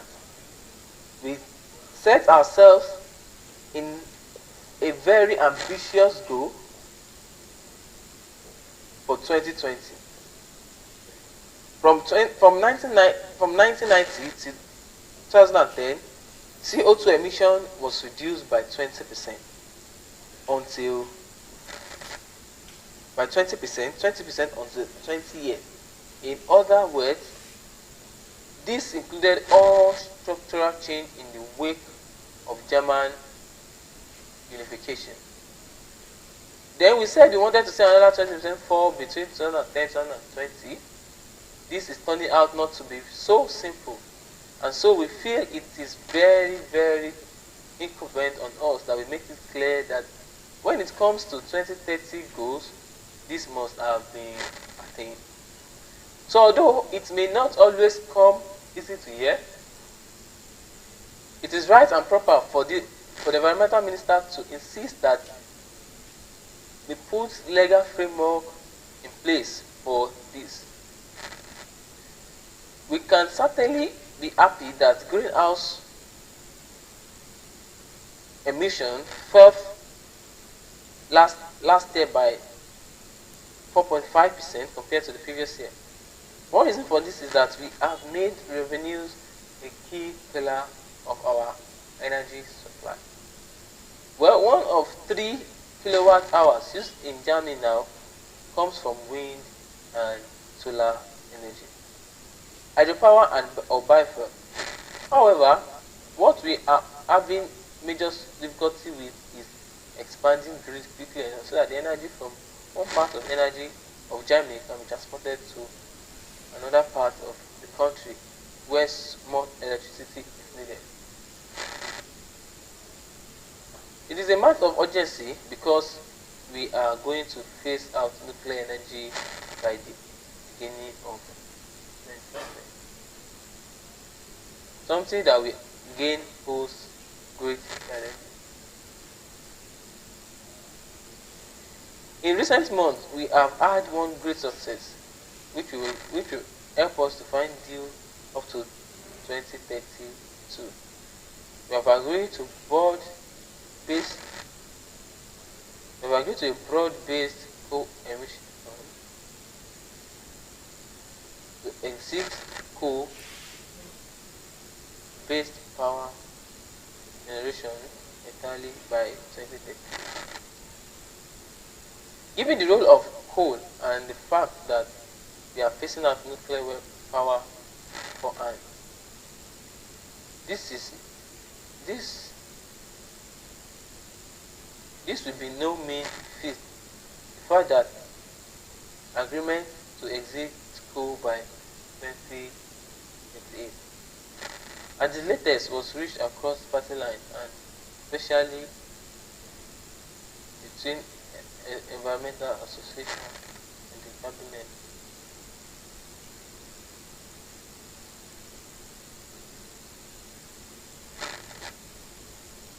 Next week in the cabinet we'll be deciding on the key priorities of regions affected because people in the coal producing district are obviously wondering what will happen to them and what this will mean for their future. We have to keep the structural pledges we make because one thing is important: society needs to accept this thing.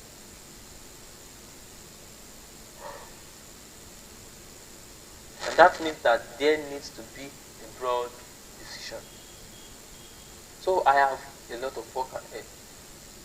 We may decide on how we intend to proceed and the necessary measures before the end of the year. We are still discussing various instruments and courses of action. After all, there is trading in the European Union.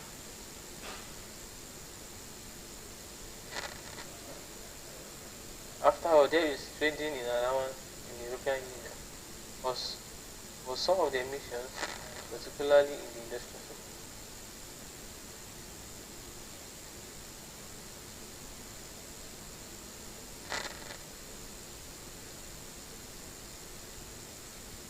After such negotiations, the quantity has now been adjusted so that there is a significant rise for the allowance.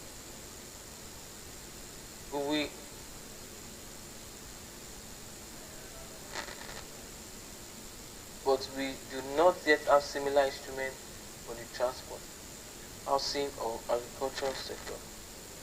What we have to ask ourselves is, what is the right instrument? What combination of regulatory laws and market economy method is the right way to reduce CO2? emission of agriculture, transport, culture, and housing, as well, so that we can easily achieve our goal for 2030. A 55% cut. It will not be easy in part because Germany is a transit country. There might be German cars owner and lorry drivers, or they might come from Poland, France, or one of our neighboring countries. We must see that we have lots of European Union too, and we do. Europe has a very detailed plan regarding the budget from the period of 2020 to 2030, which are available to all member states. So we can and we must basically proceed on a year-by-year basis in achieving our goals each step of the way. And we have to make sure that we really are actually implemented. We really are doing. Otherwise, it's very expensive.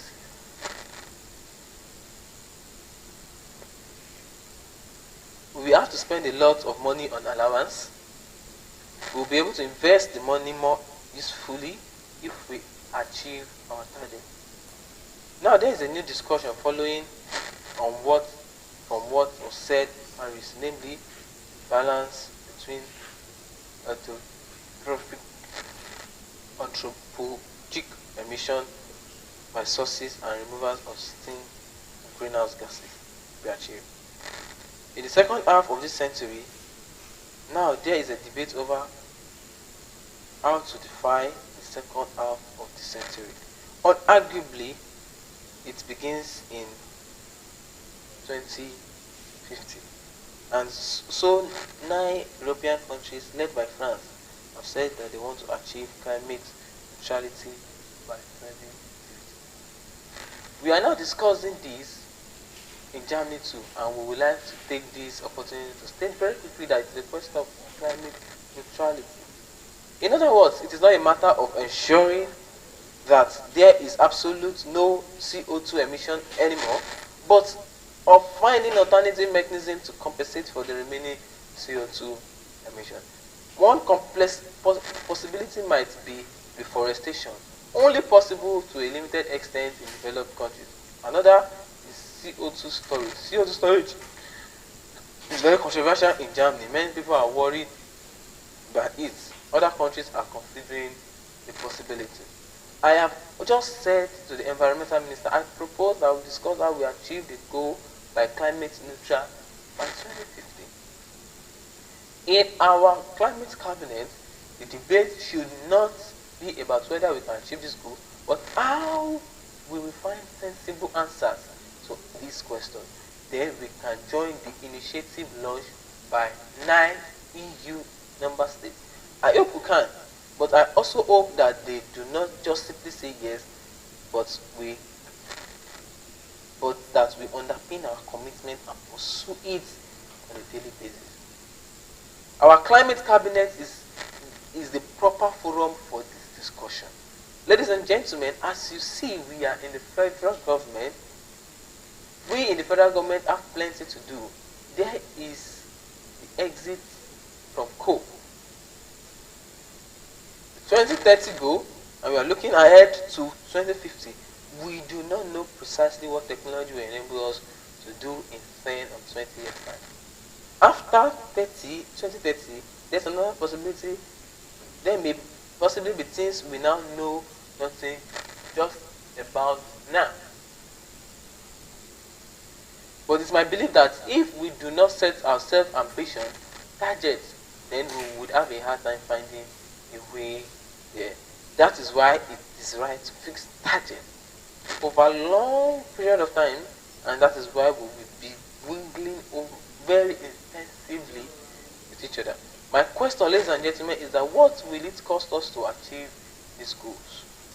But rather, how much would it cost us if we did nothing? Unfortunately, everyone in the world is convinced that this is the correct question. I am. That is why I believe that it is right to take the long view, because then the cost of adapting is lower than if we take the ad hoc decision.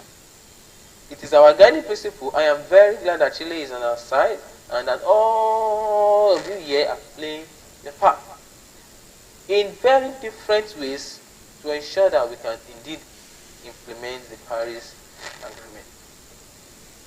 The Berlin Conference, at which we prepared the Kyoto Protocol, was a very early milestone.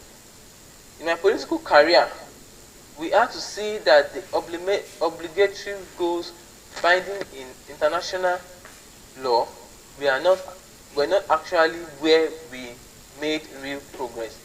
After though, with adoption of the Paris Agreement, we found a way which makes it possible for far more countries to cut their CO2 emissions. These are not obligations binding under international law, but ultimately it is a matter of achieving something binding for the entire world. This appeal goes out to everyone's sense of responsibility. I am very pleased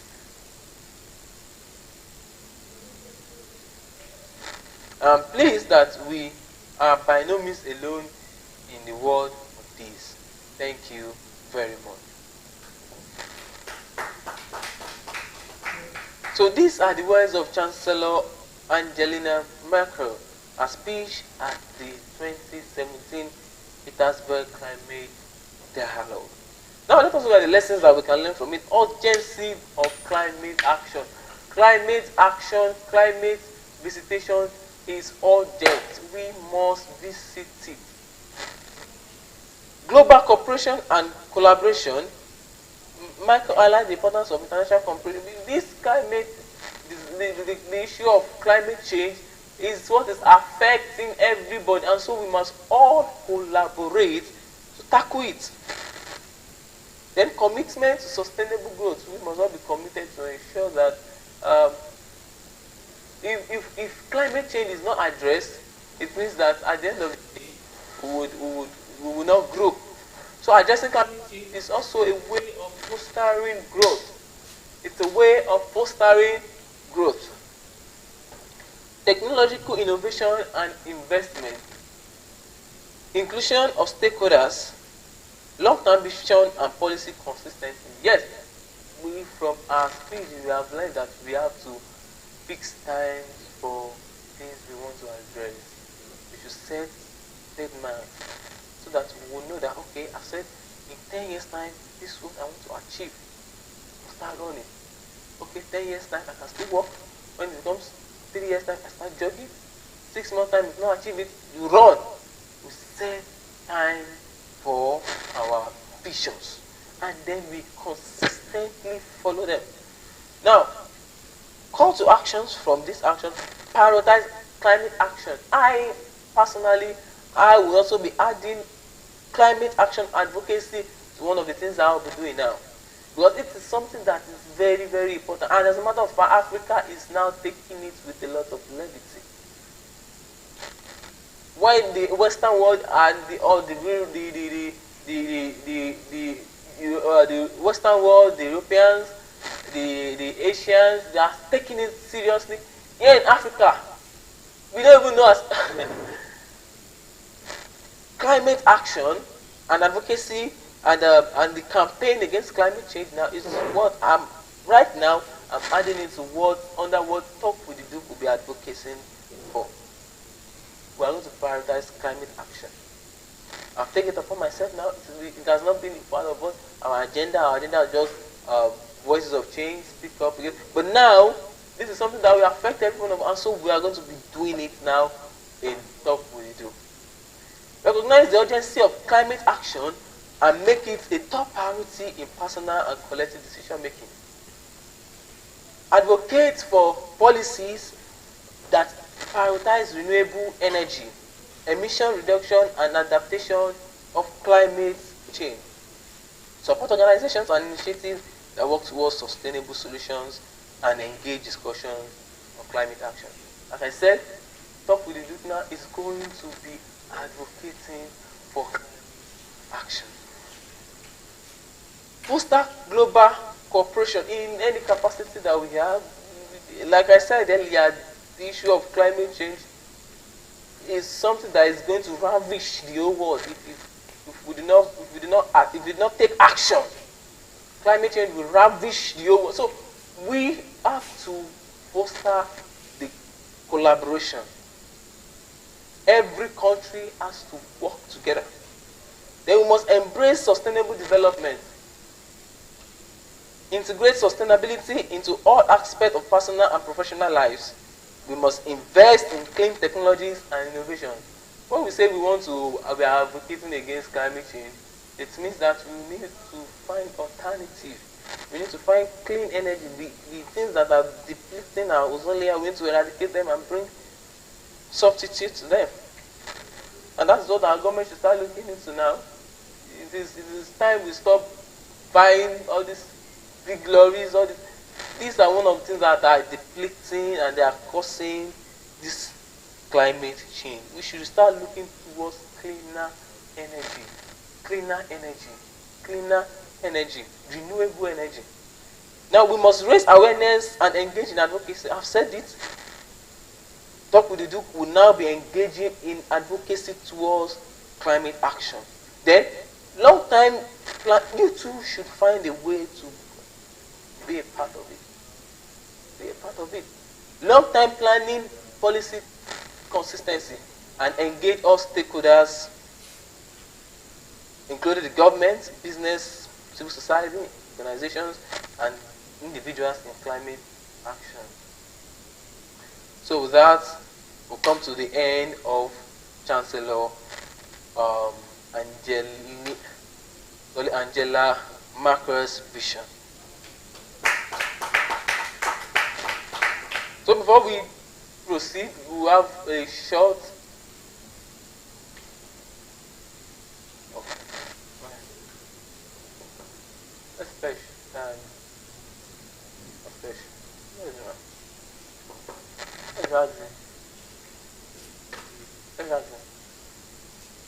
we're supposed to have an interactive section now before we proceed.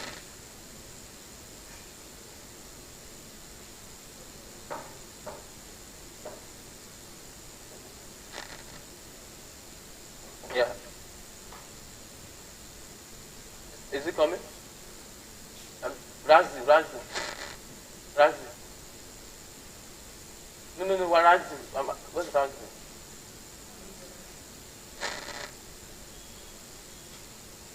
You're supposed to have an interactive section now. I didn't see you yesterday. What's up? Like nice.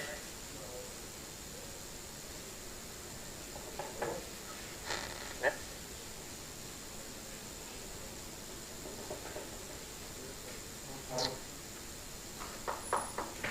Okay. I don't know if it's ready to, or I should just proceed as we run through. Is it coming? Okay. Okay. Let us dive into another inspirational leader, and this one is from Nigeria.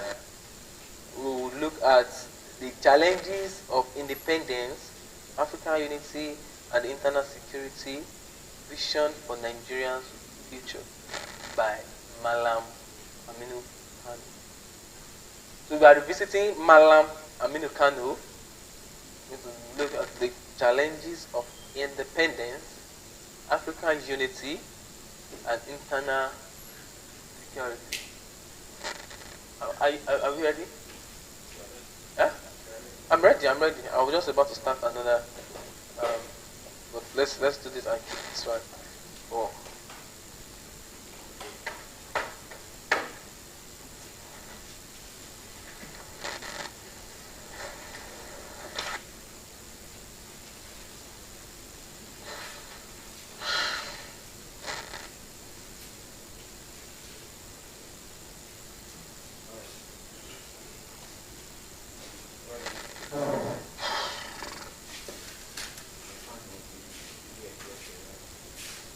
Under micro.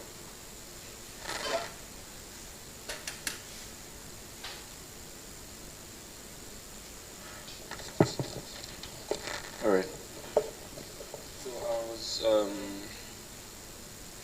paying attention to your speech on Jose Mujica, first world leader, and some of the things that he did. Um, Before being candid, there were a couple of things that he did right, and there were some things that were not so good. I'm talking about the approval of same-sex marriage, the legalizing of marijuana in Uruguay, and all of that. So, as youths that we are, what lessons do you think we can take from Ose Mujica as? Yeah. Well, I wrote the speech about Jose America because he is a leader that inspires me personally. And if you read through or you listen when I gave the speech, you realize that this man was a man that sacrificed everything he had for his people. It was democratically elected, and he lived all his life for the people. To the extent that he donated 90% of his presidential salary and allowance to charity, to the poor. He did not, he chose not to go and live in the presidential suite, he continued to live in his farmhouse. So now, if you want to talk about some of his policies and want to uh, rate them on which one is good, which one is not good, you need to understand the premises at which those bills were signed. Do not forget that he was a democratic president and the country had a parliamentary system. Now, it was not stated that Yusuf Mojika advocated for same-sex marriage. There are so many Western words that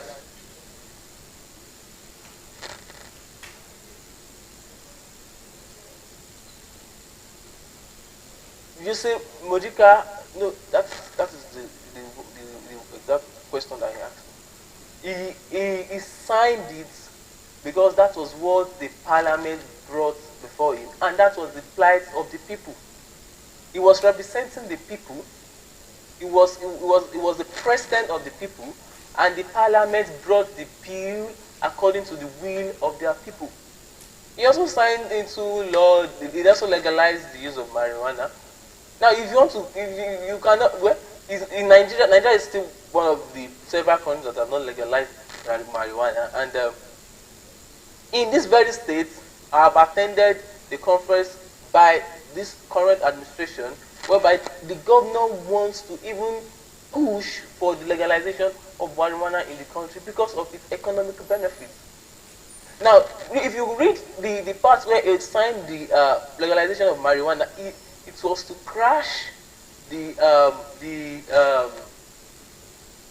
it became a business whereby some people were enriching themselves from it because the people in the country were utilizing it illegally, and so things like that are very expensive and very lucrative. So, in order to make it affordable to everybody, he also passed it because they were already using it. So, even in this our country, we have seen governments that have started talking that past, let's legalize marijuana, not even for consumption, but for medical purposes, so that we can sell it and all of that, and you make money from the state. So the moral standard that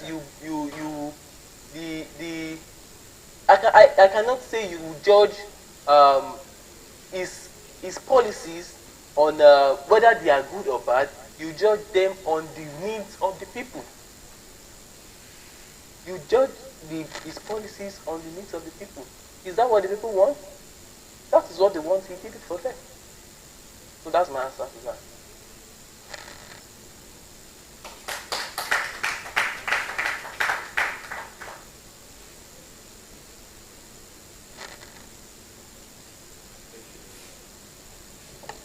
Thank you very much for your answer. I'm good with that. Okay, there's no other question for now. Okay.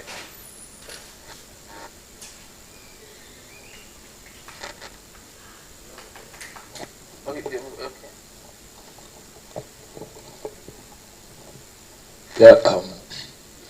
Yeah, thank you very much. So, I've really been learning since yesterday, unlike you. But when I came in, you were talking about climate change. So, I think that's what caught my attention. Because I think there I was contemplating about the current rain that is falling now. I could see the rain is not like the rain that fell like 10 years ago. Everything changed. So now my question is, with your understanding, what do you think will happen to even the atmosphere, even the air we are breathing in? What do you think could happen with the level of pollution that is going on presently in this country? What do you think could happen to this our present climate? Is it going to get worse? Because I believe when there is climate pollution, there's tend to be some diseases that it could emanate from it. So what do you think could happen later, like 10 years to come, if this continues? Thank you. Um, um, Let me first start from this position that I myself have not been someone that have been very, very enlightened or committed to climate action. And I will tell you that it was the message from Chancellor Merkel that I was reading that got me interested even at this point. But there's one thing I would like to say is that the first thing that is that Africa, we are lacking behind on this very, very important, uh, important course of life. Because, like you said, with a very brilliant observation that things are changing. In fact, you cannot. In fact, if you check your Google weather or your weather on your phone, it could tell you a different thing that will happen. You like it's not predictable anymore, and that is because of the inconsistency in our weather conditions as a result of climate change. And this climate change is nothing other than based on pollution. Now, if at this stage that we can now see evidently that the rain is not even looking at the rain, what will happen? Like you've answered the question. If we do not start to take actions, like the Western world have started taking actions, they have started telling themselves we need to stop using cars that have exhaust that are emitting carbon dioxide. We need to start planting trees every day, every day. There has to be a certain number of trees that we must plant.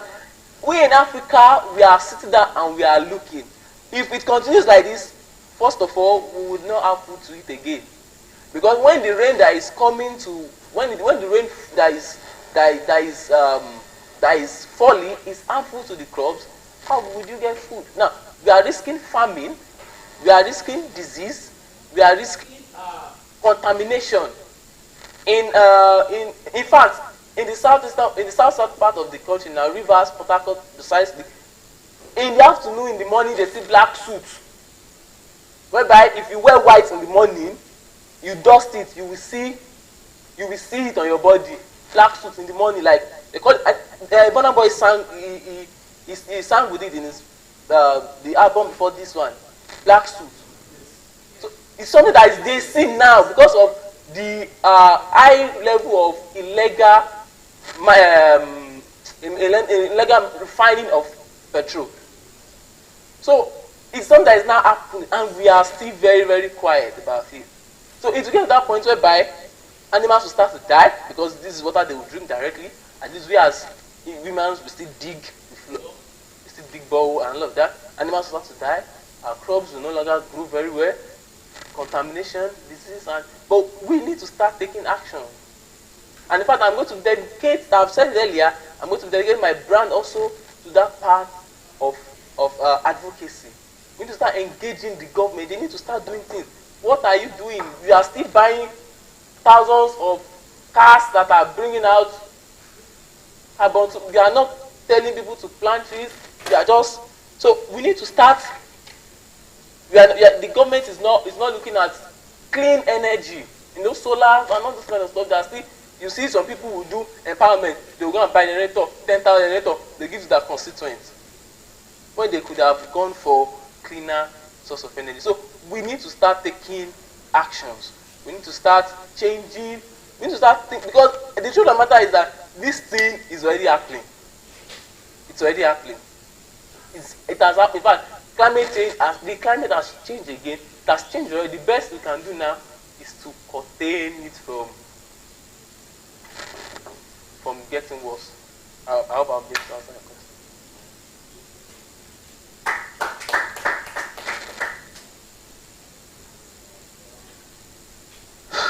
So, without wasting time, let us look at Malam Aminu Kano. Malam Aminu Kano. Challenges of independence, African unity, and internal security, vision of Nigerian future. The following speech delivered by Malam Aminu Kano in 1st of April 1961 during a parliamentary session addresses critical issues of Nigerian independence, African unity, and internal security. There is a deep sense of nationalism and pride in Nigerians' potential that Malam Aminu Kano underscores the challenges faced by a newly independent nation, emphasizing the importance of consolidation, unity, poverty alleviation, international relations, and security. His speech offers a comprehensive overview of the nation's responsibility, the role of the federal government, the economic growth, and the social justice and federal affairs. Through his words, Malam Aminu Kano calls a united and self-assured Nigeria that takes control of its destiny while in the global community. Source: the House of Representatives debate. So, Malam Kano's address. Mr. Speaker, sir, it is my wish to offer my congratulations to you, sir, on your election as the Speaker of this House, because at the time you were elected, I was not in the country. In rising to support the motion of thanks to the Governor General for this gracious speech from the throne, a motion that has been wonderfully moved by my honorable friend and comrade Honorable Kanu Ezura.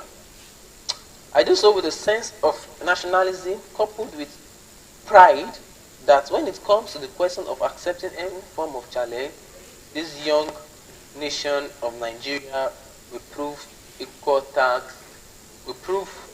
the task. Mr. Speaker, my friend, I would like to repeat here that what I said before the House on the eve of our independence, that our newly independent country faces new problems. One, the problem of consolidating of the independence. Two, the problem of unity and international physical stability. Three, the problem of poverty. Four, the problem of international relations, peace, and security of mankind. I do not intend to elaborate on any of these, but I want to be placed on record that there has been a tendency that since October 1st, 1961, on the part of the Nigerian people to put more emphasis on the federal government than on the region.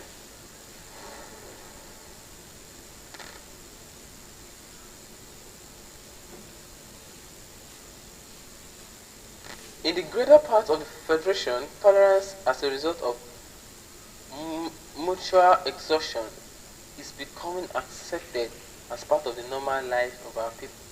Since October 1st, 1960, Nigeria has been on trial. It has kept on going, which is a good sign that we intend to be. But not the only model, one of the only few models of African democracy. We have been put to test in various fields of human endeavors, and we have not been found wanting or cowardly. In spite of development, intolerance, and understanding of one another, the federal government must accept responsibility for the total elimination of political oppression in any corner of the country. It must come out more and more to declare its resolute intention to see that the poorest man enjoys real freedom because it is the cornerstone of meeting effectively external outlaw. Not only that, sir, since regional governments of the Federation are far more obsessed with the use of these resources to cultivate political support, federal government should more and more concentrate on research and promotion of schemes, which would directly improve the economic life of the people. This is why the only way the only parties of corruption in the greater part of the country can get benefit. The Speaker, sir, there is today a tremendous effort in improving the lives of the people. But one doubts whether a lot of revenue is not being concentrated in few hands. There are very few franchise organizations which are expert-rated in character and in particular. The building firms, it is not possible, sir, that major buildings should be carried out by national construction companies in which government and people still owe checks so that the fantastic profit made can return within the country. Nations willing to give their expert for the promotion of such a venture will come forward to support such a scheme. The government should set out to check the degree of monopoly in very few trading companies without necessarily embarking upon nationalization of the country. It has been said that there are in the leadership of Nigeria country people who are afraid that arms and command of our country would be widespread among some corners. If there are such people, they will be wise to pack and go the British because no one has no faith. Because no one who has faith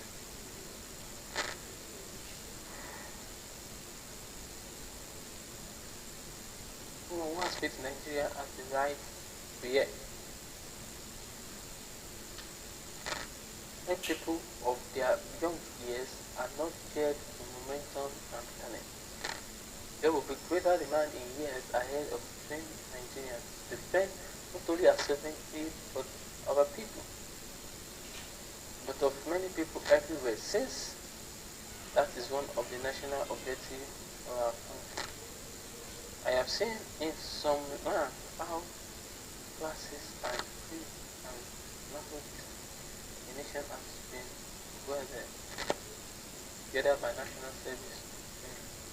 In addition, should there be a paramilitary force to give adults of not more than 30 years of age such military training, say for 3 weeks, in every year, which creates life service for the defense and security of the country. The army in a poor-looking nation that is one of the greatest instruments of prosperity, spreading education and removing the very roots of revolt against constitutional authority.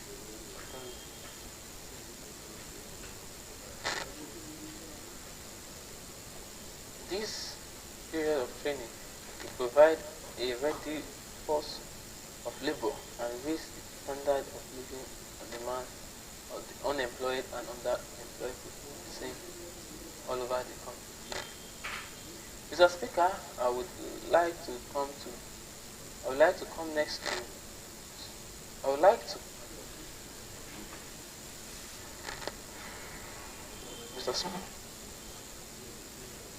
Mr. Speaker, I would like to come next to special problem of rent in Lagos. I have heard it said abroad that the rent and value of land in Lagos now are even higher than in London. This is an outcome of the deliberate effort of some influential people of a political party in this country, businessmen who receive money with personal fortunes. The Speaker,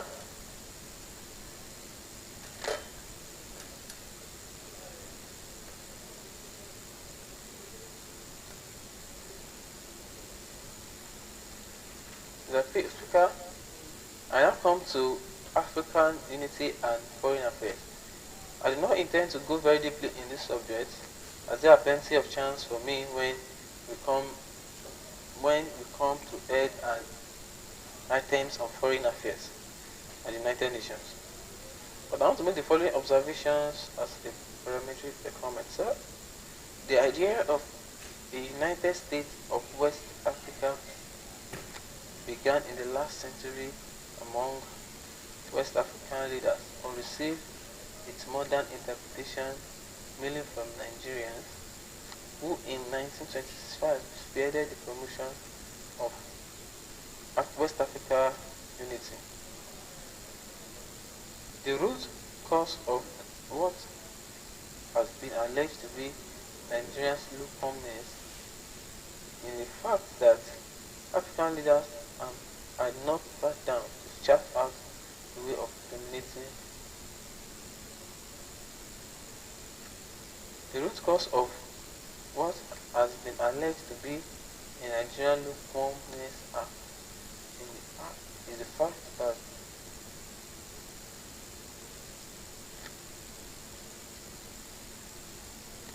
the root cause of what has been alleged to be Nigerian lukewarmness lies on the fact that African leaders did not sit down to chart out the way of obtaining its objective before demand for immediate political association of states which were just becoming independent was laid. Nigeria owes a duty to the many nations of Africa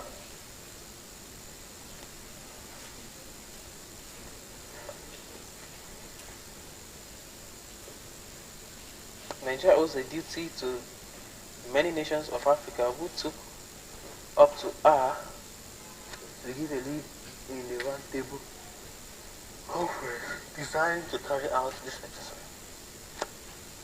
There is no need for recognition because out of it nothing comes but chaos and failure. You have a duty to seek to remove as quickly as possible the inventories of the colonial past. From very facet of our national life. You cannot build any house with wood blocks, with all the goodwills in the world. There must be a large number of administrators in all sectors of this country who cannot get over the inhibition that they used to be final arbiters of the fortunes of this country. When this has been done, we get greater willingness on the part of the nations of Europe and our African sister nations to accept what that we override. I'm aware that there are Englishmen still in our service who are devoted to our country and believe in our service, who are devoted to our country and believe in our capacity to manage our affairs. And the government should do all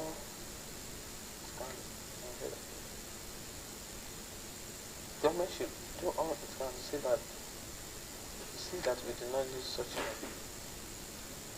I'd like all this look to the British High Commissioner as the direct force in Nigeria regard the association with British manufacturing house with their work for the Nigerian taxpayer who employ them. Let all such people pack up and go before they are exposed.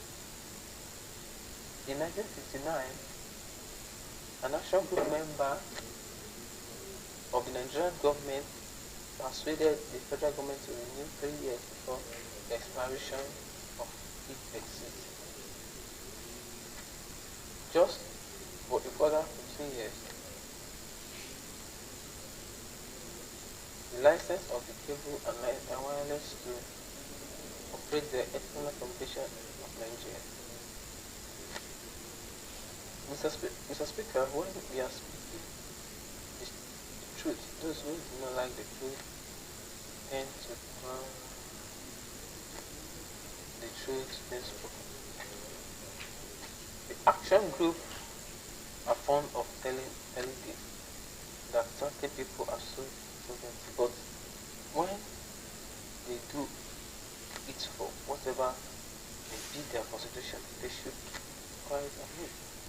This is hypocrisy introduced into our normal life, which we desist and call upon for the people to know.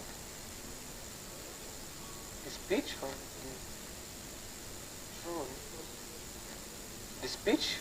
the throne spoke of expansion in our international communication system with other countries. The government must know that as long as such licenses exist, it cannot carry out its promises to the people. It has therefore not only one option open, and it is to approach people on wireless and aggregate the license made of. If we can finance projects costing millions of pounds, we can pay the few thousands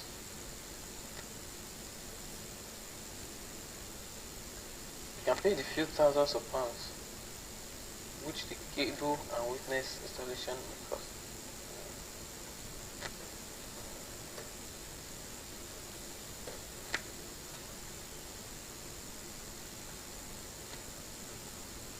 Our foreign affairs must not be exhibited. Our government, as often said, by ideological factors, not by religious consideration. The government must consider in its early stage the appointment of ambassadors at large, as the Kennedy administration has done to the following regions: Africa and Middle East. The Prime Minister must see to it that the very best of our men become representatives of our country at all levels, and in particular the capacity which I suggested. Because although my country enjoys the highest prestige in the world, it is not been sufficiently called well organized internal broadcasting in various languages and regular, intelligently edited. Obligations of the foreign consumption are vital for this purpose. So I must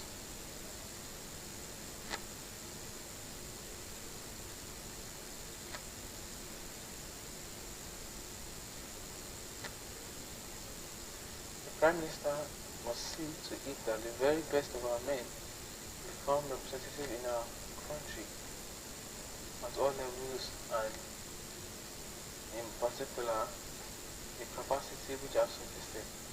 As although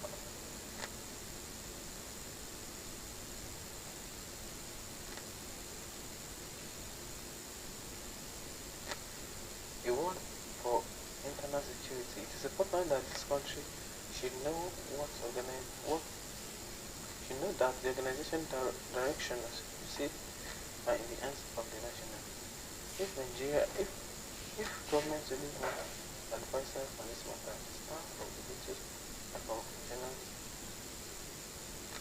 as an alleged dependence on appropriate personnel for the secret service. It runs the grave risk of showing lack of confidence in support of its people, which is a serious situation. Our approach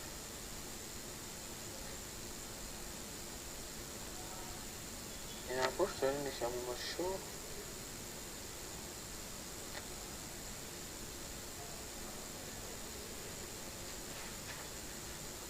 in our approach to any nation, we must show that we fear them.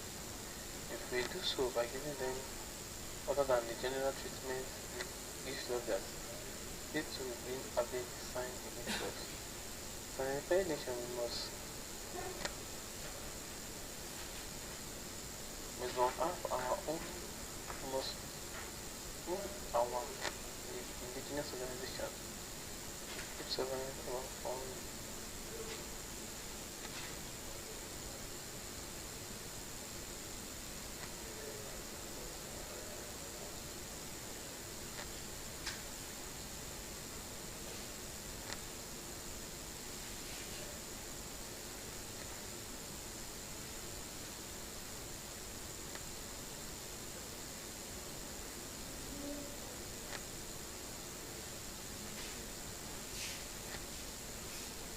There is need to find the political, social, and other activities designed to strengthen the country now and in the future and everywhere in the Africa for the purpose of preventing injustice and for the advancement of life.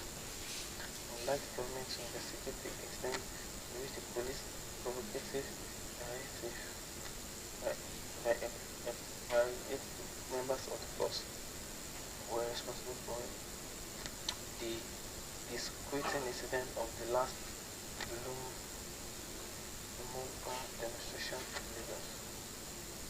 Mr. Speaker, I beg to support Madam Aminu Kano's speech offered several lessons that we can learn. Leadership and nationalism. The speech refers on the importance of strong leadership.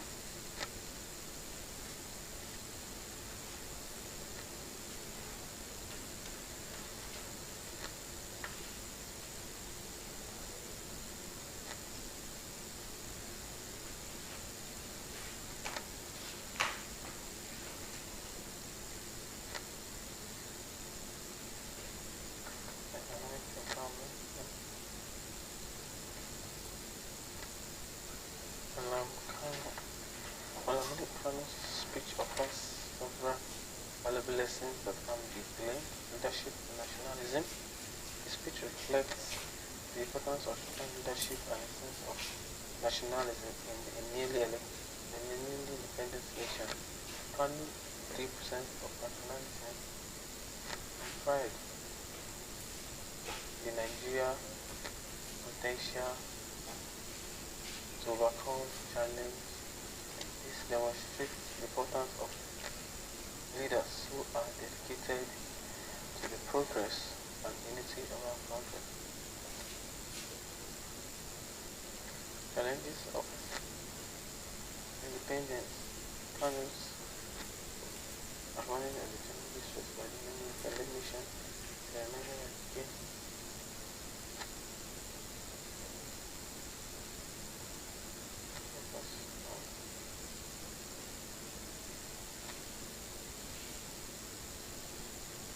empowerment, finance, cost for reduction, reducing monopoly and foreign control over resources, business, mines, and society, and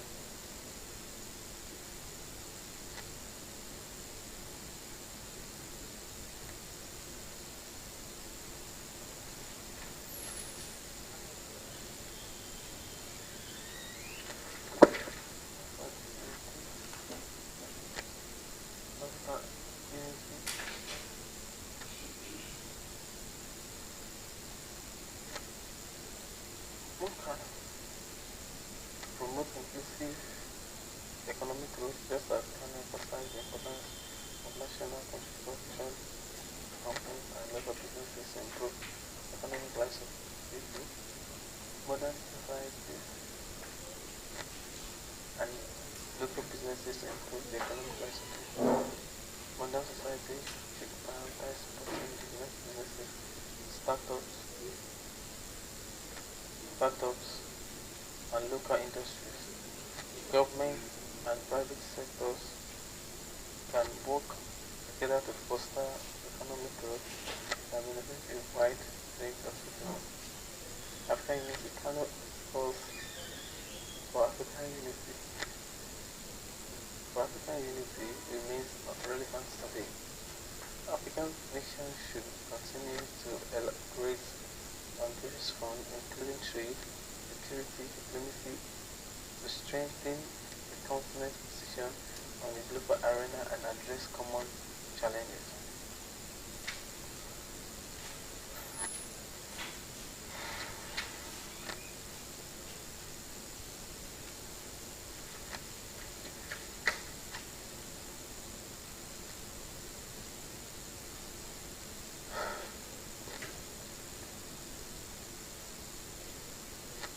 Focus on regional development.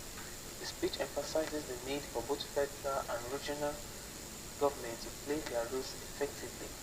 They call for regional governments to focus on improving the economic lives of people through research and development projects. I like the importance of balanced development across regions. Economic empowerment. The panels calls for reducing monopoly and foreign control over resources and businesses underlines the importance of economic empowerment for the nation's prosperity. Economic empowerment panel calls for reducing monopoly and economic growth for resources and businesses underline the importance of economic empowerment for the nation's prosperity. The idea of involving local businesses and people in major projects reflects the need to work within the country. Foreign affairs and sovereignty. Kanu pleads for a strong Nigeria presence in foreign affairs and international diplomacy. I like the significance of projects the nation's interest abroad. The emphasis on having well-qualified ambassador and proper external communication is key. Internal security and self-reliance. Newly republic should be self-reliant.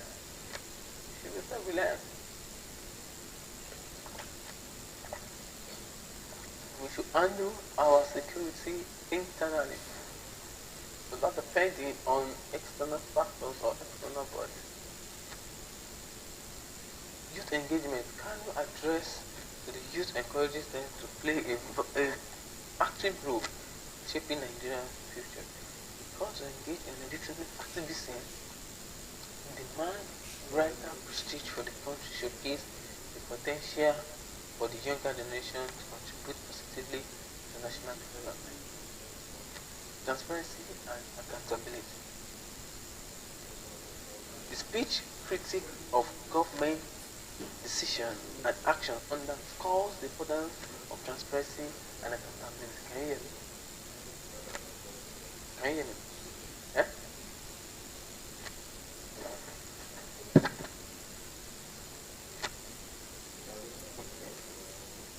Nigeria Independence Day. Let's move to Nigeria Independence speech by Abubakar Tafawa Balewa. Let's visit Abubakar Tafawa Balewa Independence speech. The speech delivered by Abubakar Tafawa Balewa, Nigeria's first Prime Minister on October 1st, 1960, stands as a powerful testament to a historic moment in the nation's history, marking Nigeria's long-awaited independence. This speech encapsulates the essence, the immense joy and the pride that permeated the atmosphere on that momentous day. With eloquence and heartfelt words, Balewa reflects upon the significance of achieving sovereign status after years of participation and collective effort of men. The speech not only expresses gratitude to those who contributed to Nigeria's development, but also acknowledges the challenges that lay ahead as the country embarked on a journey to self-governance within the global context. As we revisit this speech, we are transported back to a time of immense hope, unity, and determination. As Nigeria embarked on this path as an independent nation, eager to contribute to the world stage. So now let's visit the words of Abagbaka Tafawa Balewa. Today is Independence Day, the 1st of October 1960, is a date to which for 2 years every Nigerian has been eagerly looking forward to. At last, our great day has arrived, and Nigeria is indeed an independent sovereign nation. Words cannot adequately express my joy and pride at being the Nigerian citizen privileged to accept from Her Royal Highness this constitutional instrument, which are symbols of Nigeria's independence. It is a unique privilege which I shall remember forever, and it gives me strength and courage as I dedicate my life to the service of my country. It is a wonderful day, and it is all the more wonderful because we have waited for it for increasing patience, compelled to watch one country after another overtaking us on the road when we had so nearly reached our goal. But now we have acquired our rightful status. I feel sure that history will show that the building of our nation proceeds at the wisest place. It has been thorough, and Nigeria now stands well built upon firm foundation. Today's ceremony marks the culmination of a process we began 15 years ago, and has now reached a happy and successful conclusion. It is with justifiable pride that we claim the achievement of our independence to be unparalleled in the annals of history. Each step of our constitutional advance has been purposefully and peacefully planned with full and open consultation, not only between representatives of all various interests, but in harmonious and cooperation with the entire people, which has today relinquished its authority. At the time when our constitutional development entered upon its final phase, the emphasis was largely upon self-government, with the elected representative of the people of Nigeria concentrated on proving that we are fully capable of managing ourselves, both internally and as a nation. However, we are not to be allowed the selfish luxury of focusing our interest in our own. In these days of rapid communication, we cannot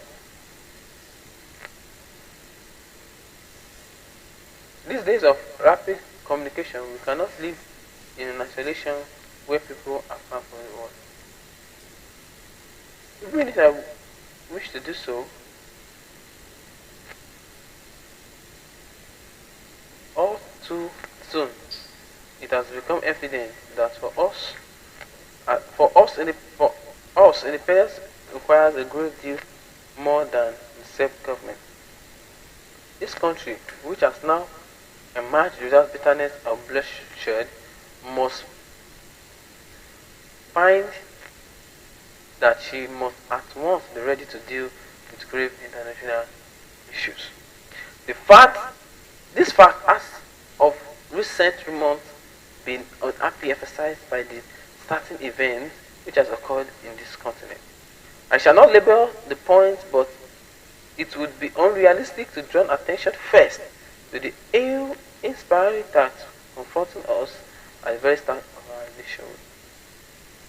Then this day in October 1960 was chosen by our independence. For our independence, it seems that we were destined to move with quiet dignity to place on the world stage. Recent events have changed the scene beyond recognition, so that we find ourselves today being tested to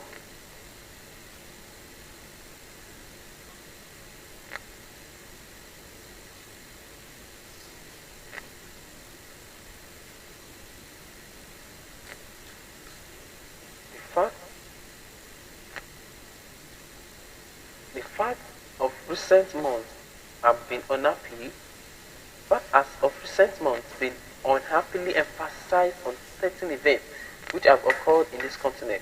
I shall not label the point, but it would be unrealistic to draw attention first to the how inspiring tasks confronting us at the very start of our nationhood. When this day in October 1960 was chosen for our independence, it seems that we were destined to move with quiet dignity to place on the world stage. Since events have changed the scene beyond recognition, so that we find ourselves today being tested to the utmost as called upon immediately to show our claims to the responsible government and welcome them. And having been accepted as an independent state, we must at once play active part in maintaining the peace of the world and preserving civilization. I promise you, we shall not fail for one of determination.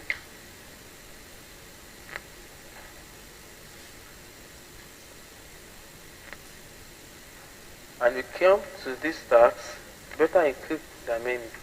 For this, I pay tribute to the manner in which successive British governments have gradually transferred the burden of responsibility to our shoulder. The assistance and unfailing encouragement which has been reached from each Secretary of State for the colonies and their intense personal interest in our development has immensely lightened that burden. All our friends in the colonial office must say today we are proud of their handwork. Let me not permit the individual mentions of all my friends.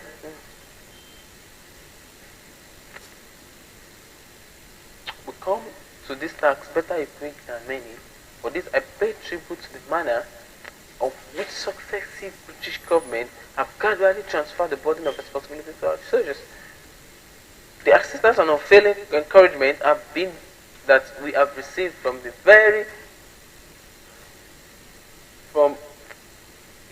for each Secretary of State, for the colonels and other intense personal interest in our development has immensely lightened their burden.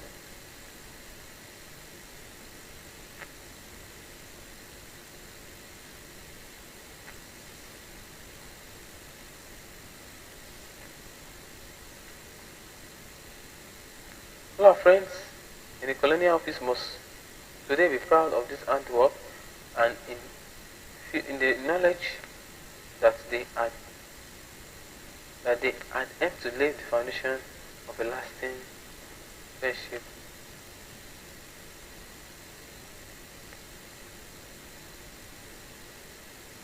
I have indeed every confidence that based on the happy experience of a successful partnership, our future relationship with the United Kingdom will be more cordial than ever. Bound together as we shall be the Commonwealth by a common allegiance to Her Majesty Queen.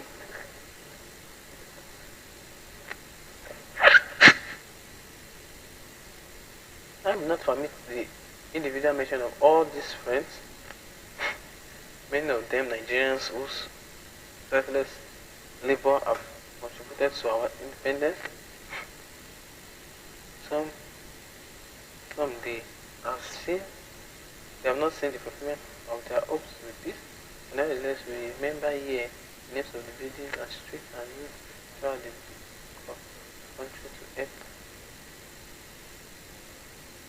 Today we are here with us representative of whose they have made Nigerian representative of national government, of former central government, and the missionary sector. They are here with us.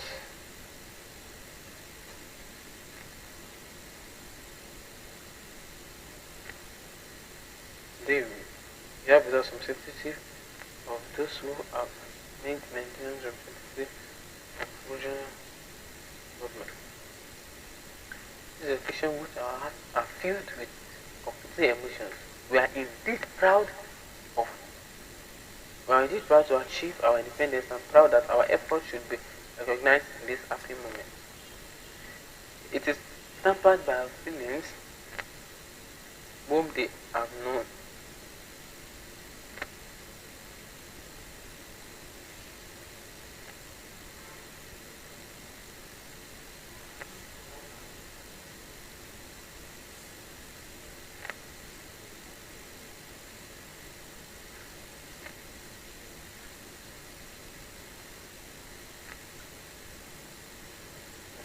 This is the part that we have our independence and make that our efforts should be contributed to this happy event.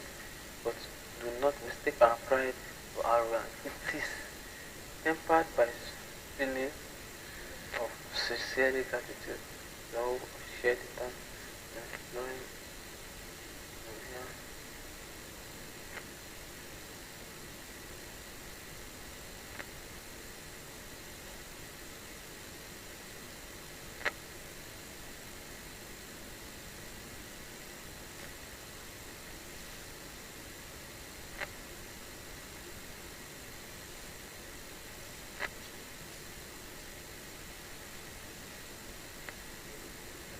I must express my gratitude to Our Royal Highness the Prince Alexander of Nip for personally bringing to us these symbols of our freedom, and especially for delivering the gracious message from Her Majesty the Queen.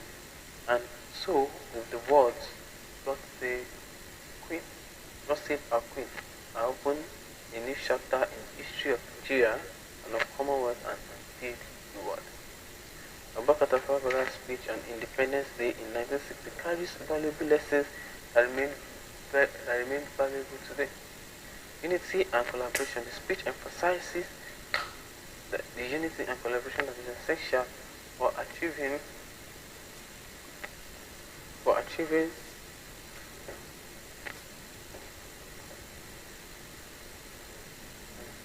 peaceful transition. Tafawa Balewa speaks on Nigeria's journey to independence as a unique privilege. The unique privilege marked by peace and thorough process.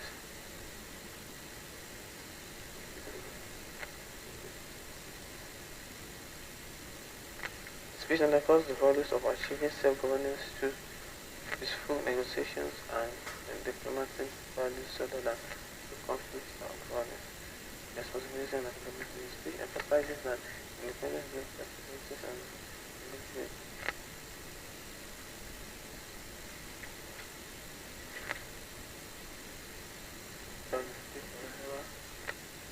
Balewa expresses gratitude to those who extend to Nigeria's development, including the British Council, missionaries and business enterprise. This emphasizes the significance of recognizing and appreciating the effort of those who have played a vital role in the nation's growth and development. Looking forward with humility, looking forward to celebrating Nigeria's achievements and memorability.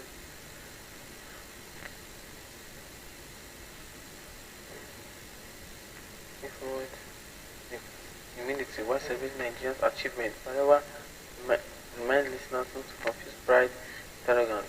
This humility was a success in a reminder that the company should not celebrate but should be an awareness of the challenges that we are ahead.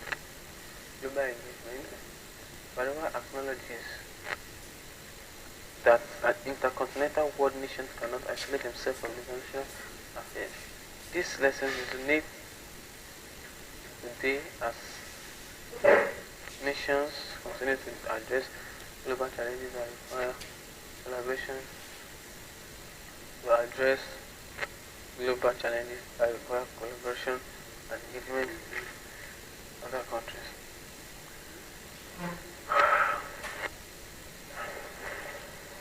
Leadership ambition. Balewa's words reflect the commitment to serving Nigeria, its dedication to the service of the country and its people. As an example of leadership, ambition, and strong sense of responsibility. Continued partnership with the speech acknowledges the partnership between Nigeria and the United Kingdom, highlighting the value of maintaining friends. This lesson underscores the significance of fostering positive international relationships. Historical precedent. She said that historical artifacts has been protected outside the country in the method of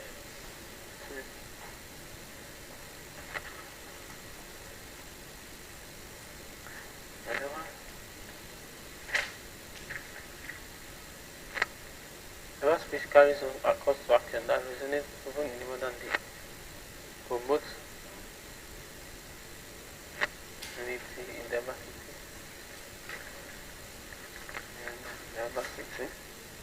Lead with humanity.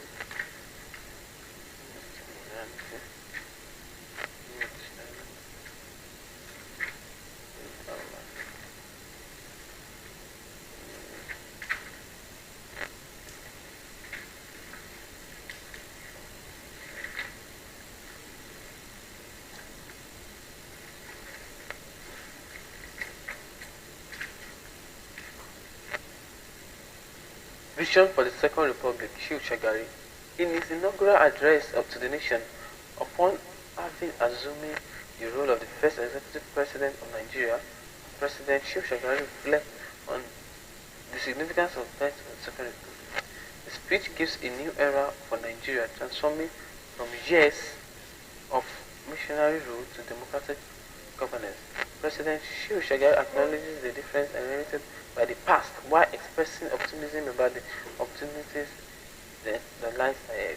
With a focus on national unity, economic development, grace, education, and public policy, he lays out a vision for a clear, prosperous Nigeria. As a third party seeking to see the historic moment, one can gain insight into President Shehu Shagari's priorities and expressions for his schedule. Source: Dawood website. Fellow Nigerians, we have witnessed today the birth of the Second Republic of Nigeria. With the swearing-in ceremony this morning, I have officially assumed office as the first executive president. I want to take this opportunity to thank all of you for your patience and support throughout this period of transition. The Second Republic has come after 14 years of military rule, in the course of which we went through a civil war. Today, our new constitution comes into effect, a constitution carefully drawn by ourselves. We are assuming office as a result of free, credible, and peaceful election. We must be proud of this, and we must be grateful to God and all those who worked so hard to make it possible. This is an occasion which fights for sober reflection on the problems of the First Republic in order to appreciate the magnitude of the task. The problems of creating a national government is vital Western and the problems, fairness, the problem of creating national development, peace and integration of the various ethnic groups in Nigeria, fairness and without economy overwhelms the First Republic. These problems are still with us, and it is our determination to do our utmost to contribute to their situation. Another one Nigeria.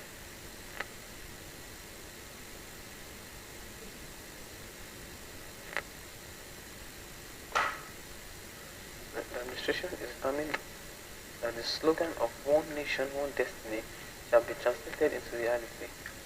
We are not so naive as to think that nationalism is a national phenomenon, which comes but automatically sweet as we will.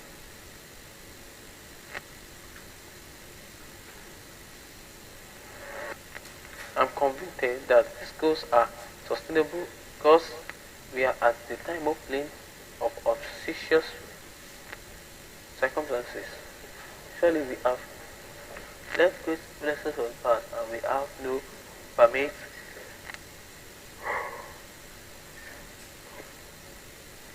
Surely we have learned good lessons from the past and we have not permit decisive factors to continue to undermine our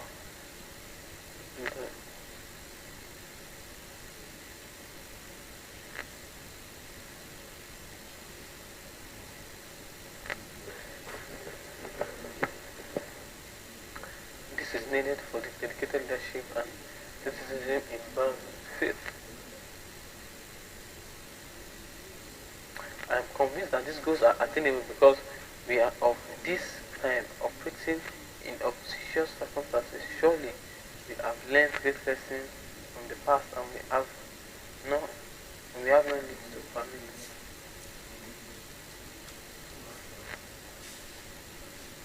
I am convinced that these goals are attainable because we are at this time operating in auspicious circumstances.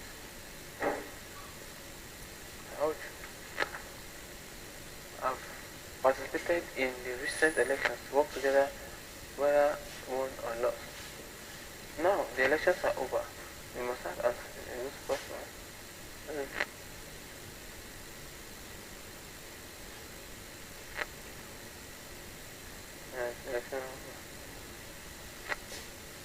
Let's enjoy all our systems of here.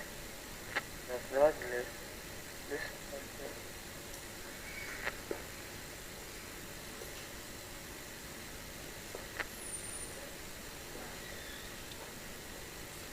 let's enjoy all systems of bear in mind that regardless of their vision demand.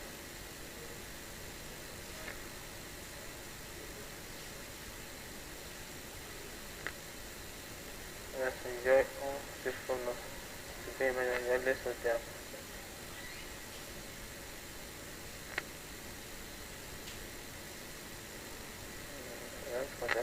let's enjoy all our state governors to bear in mind that regardless of their party affiliation, the interest of the nation is supreme. The state which each of them govern is a part of Nigeria, and a part cannot indeed be greater than a whole. I congratulate them in their new position and I sincerely urge them as well as every other citizen of this great country to join hands with me in facing the great task ahead. For my part, I assure you that the federal government will give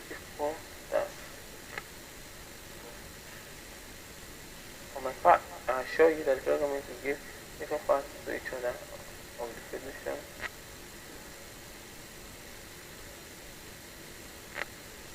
On the economy, fellow citizens, great challenges, opportunities are before us.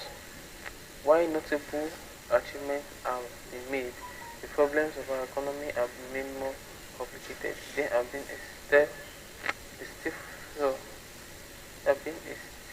rise in the rate of inflation in Nigeria. Nevertheless, we are dedicated to bring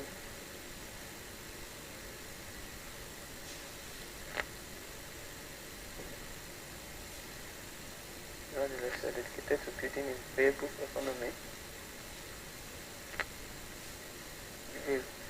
Economy by fostering broad mass participation and utilization of local resources. This way we shall enhance our economic independence.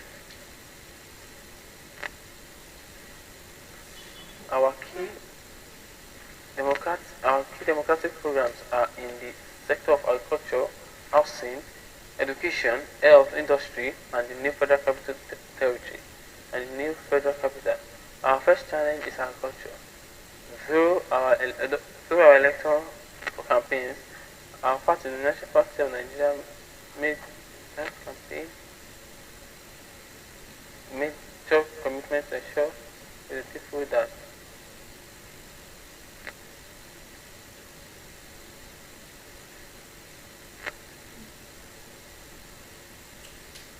there is a need to provide adequate food for every family. There is a need to stop the current drain of foreign exchange on the importation of food. We are determined to transform Nigerian agriculture to the point where Nigeria will be self-sufficient in production and ensure that money is more sufficient and utilized. We shall endeavor more. We shall endeavor to. Yeah,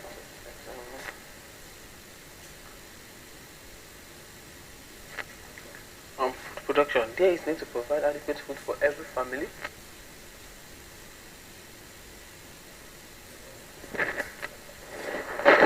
On food production, there is need to provide adequate food for every family. Where is need to stop the current drain of foreign exchange in the importation of food stuff.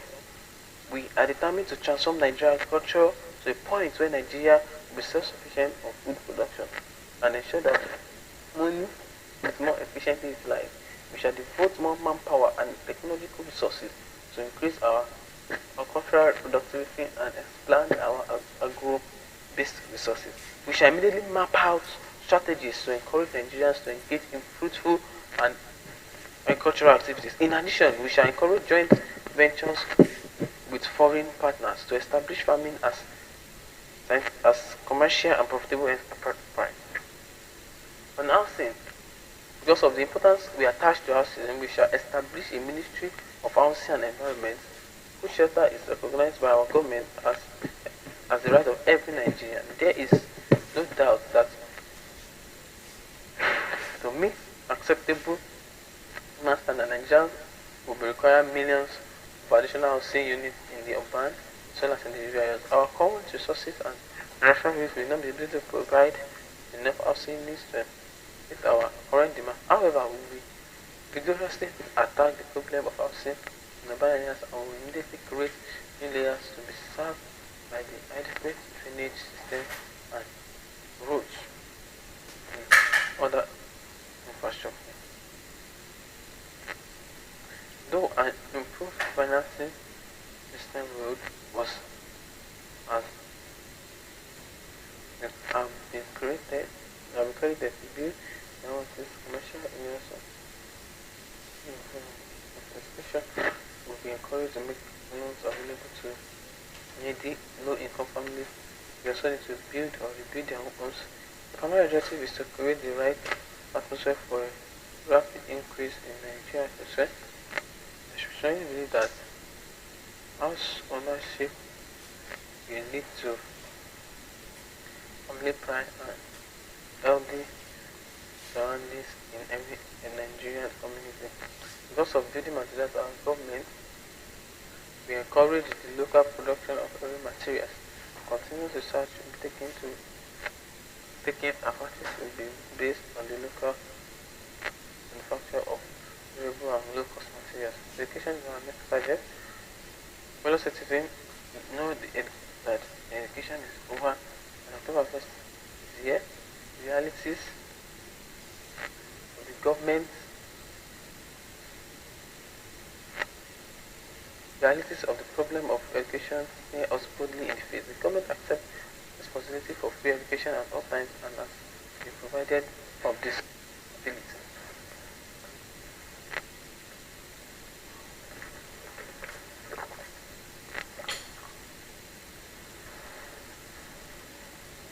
This cannot be found overnight. My administration is irrevocably committed to making education a priority. We shall immediately expand education infrastructure in order to cope with the demands at all levels of the educational system. We also plan to make education more qualitative and functional in a sound moral context.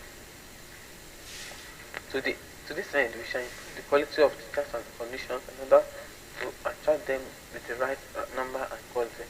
We shall encourage individuals and volunteers to open food as long as they meet governmental guidelines. The need for technical manpower and the rapid development of technology demands that we maximize the use of all technical and educational institutions in the country.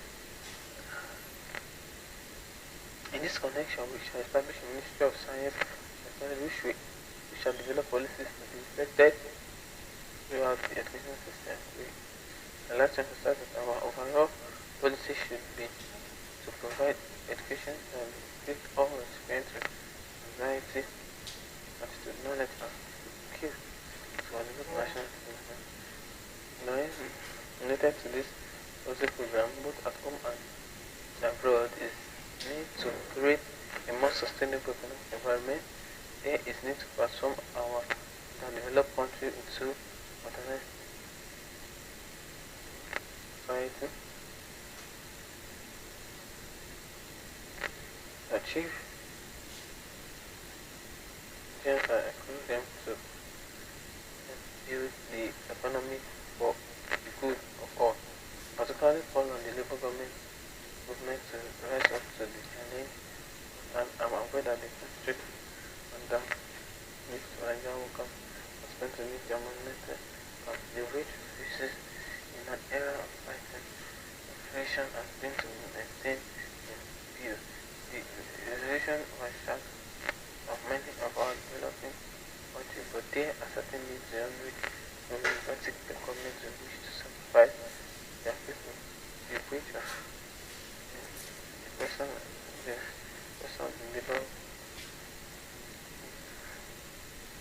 labor and the elimination of subcollective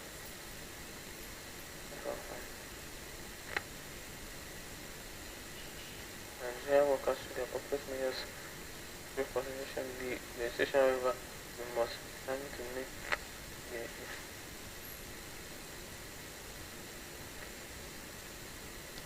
we as we develop our economy, we shall in a better position to provide the needed service and amenities of our citizens.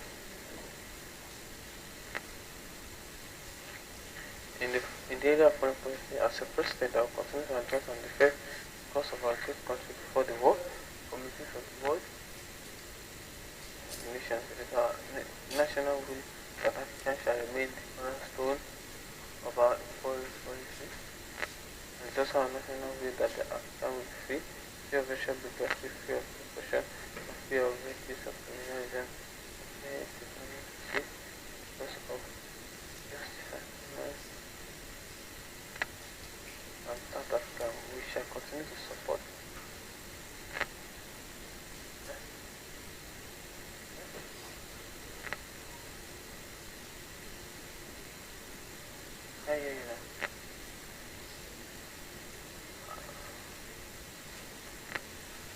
You see?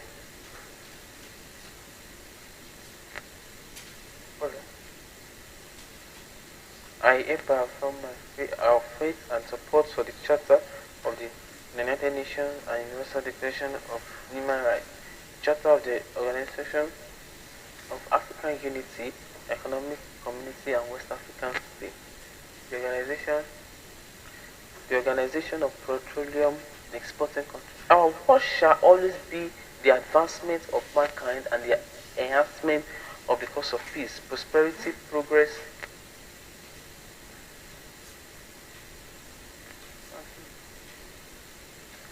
I wish to take the opportunity to pay tribute to members of our armed forces and our immediate predecessor in office. They have successfully guided the destiny of our nation through conditions that display devotion and duty and loyalty to the country have been tested and proven beyond that. I trust that they will keep it up. You all remember the government of General Mohammed and General Ambassador came to power. It gave a pledge to return this nation to the civil rule, and on 1st October 1979, they have kept their words as true men of honor, and today the country has been duly under the democratic elected government. History will indelibly record this nation's gratitude in their exemplary leadership, dedication, statesmanship, and courage. I want to conclude this address by welcoming all Nigerians of all walks of life in this historic day. I salute all law enforcement agencies, including the police and everyone working in the public. I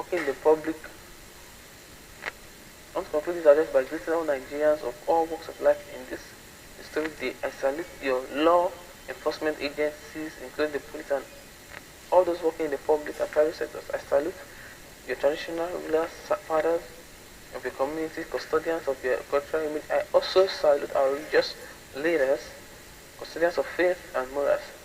My fellow citizens, the tax side is enormous and it's the tax for all of us. Our government is committed to building a united, stable, and prosperous nation. I need your contribution, your cooperation, and support. Nigeria can and must become the great modern nation. Let us, through conscience and determination, join hands and we dedicate ourselves to the service of this great country so that it will be a place we can and shall be proud of. We cannot afford to fail it. This tax and the grace of God shall exist. May God bless our country and may God bless you. So this is the address of President Shehu Shagari inaugural address in the Second Republic. Lessons learned from a democratic transition. The speech referred the successful transition from the military rule to the civilian rule through democratic election. This underscores the importance of peaceful and orderly transition of the stability of the nation. National unity emphasized. Shagari emphasized the slogan, one nation, one destiny, and stressed the need for national integration and unity. This lesson may be crucial in many times, highlighting the significance of embracing diversity and promoting a shared sense of identity for the well-being of the nation. Leadership and responsibility. The speech underscores the responsibility and the challenges that come with leadership roles. President Shehu Shagari commitment to fostering a united and prosperous Nigeria showcase the importance of leaders taking leadership of the roles in nation building, economic department, economic development. Like President Shagari focus on economic development, self-sufficiency in food production, expansion of the agricultural and industries, and highlight the significance of a robust economy, ensuring that the well-being of citizens. The lesson remained relevant today, emphasizing the need of economic policies. Education is a priority. The emphasis of education as a priority demonstrates the recognition of its role in human development, nation building. The lesson resonates with modern times as education remains a fundamental tool of progress and development. Workers the address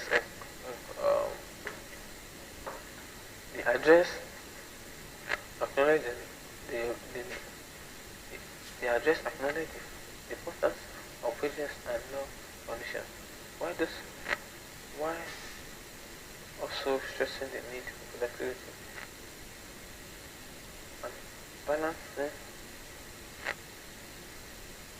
worker and welfare. The address acknowledges the importance of wages and labor continues while also addressing the need for productivity. The balancing worker welfare or sustainability with the productivity means independent respect for contemporizing labor and economic growth. Participation and collaboration. The core collaboration among citizens, traditional rulers, religious leaders, and various sectors of the sector underscores the importance of collective effort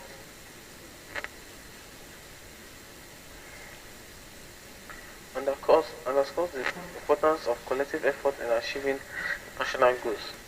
Commitment to democracy. The inauguration of the democratically elected government affirms the importance of upholding democratic principles and respecting the will of the people.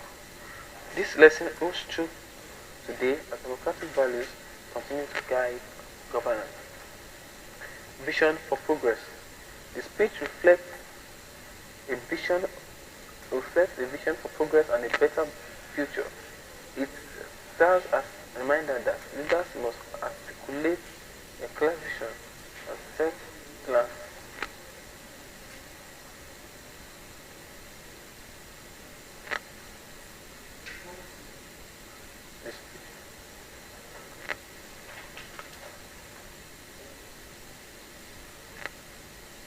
President Shagari's inaugural speech from the Second Republic provides a relevant call of action for the modern day, urging citizens, urging citizen leaders and policymakers to embrace the following principles and actions. Promote national unity. At all times promote national unity. Embrace diversification and foster a sense of unity. Must prioritize economic development. Focus on building a strong and self-sufficient economy by investing in agriculture, industries, and technological advancement to create jobs and ensure prosperity of all. Invest in education.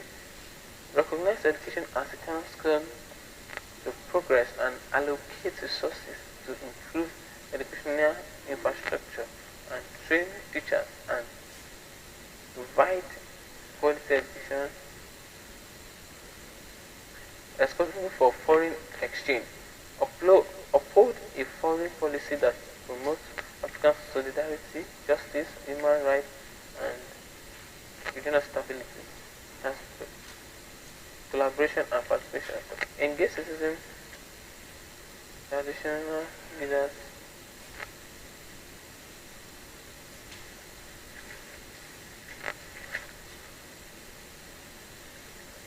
commitment to democracy.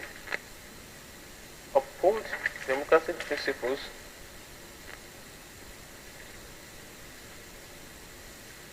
Uphold democratic principles, respect the will of the people, ensure transparent and accountable governance. Sustainable development, focus on sustainable practices in economic, social, and environmental spheres, ensuring that the progress is achieved without compromising the well-being of future generations.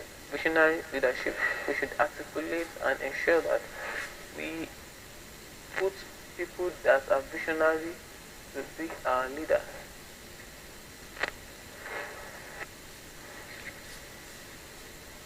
Patriotism and service. We should encourage a sense of responsibility and let us be patriotic Nigerians. Let us love our country. Now let's look at another. Let us visit another word by Aliko Dangote, charting a course for progress. Aliko Dangote charting a word of progress. The following is an extract from a significant address delivered by an esteemed figure, Aliko Dangote, during the commissioning ceremony of the Dangote refinery and petrochemicals, held with great anticipation and attended by distinguished leaders. The event marked a remarkable achievement in Nigerian industrial landscape. In this address, Aliko Dangote, the visionary behind the project, expressed gratitude to the attendees and reflect the journey that led to the creation of the world's largest refinery. The speech outlines the refinery's transformative potential for Nigeria's economy. It grows a global petroleum sector and the immense job opportunity that it will generate. Dangote's words highlight the collaborative effort of unwavering support, commitment that has brought this monumental project. Your Excellency, Mr. President, it gives me the light pleasure to welcome you.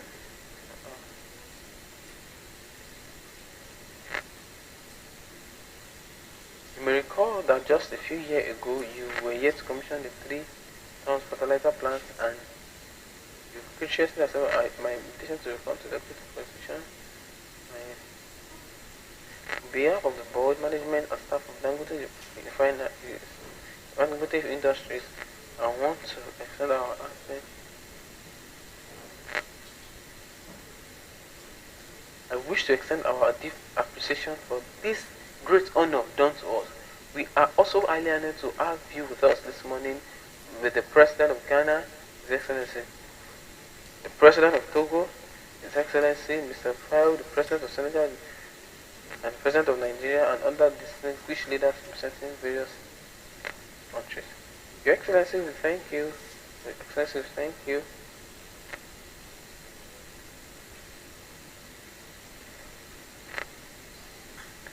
thank you for this. We thank you most sincerely for accepting our invitation despite the rather short notice and enormous responsibility of your offices. I would like to extend a warm welcome to the Deputy Speaker of the House of Representatives, distinguished Senator, member of the House of Representatives, the Governor of Lagos State, and our esteemed Chief Host, His Executive Governor, Governor-elect, honorable members, and various dignitaries that are here today.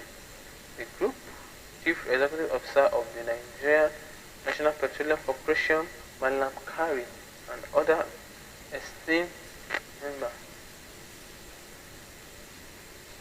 Other esteemed individuals are present here today. This project, the Dangote Petroleum Refinery, is a fulfillment of our long-held dream. We want to take this, we made the commitment to invest in the downstream petroleum sector in response to the increasing strategies of petroleum products in our country and the subsequent impact of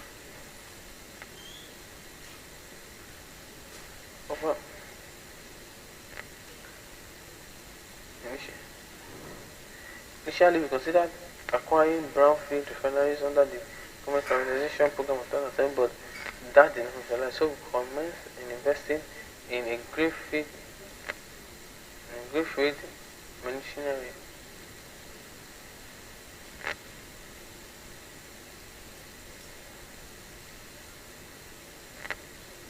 The refinery operations and refinery businesses will generate massive job opportunities, create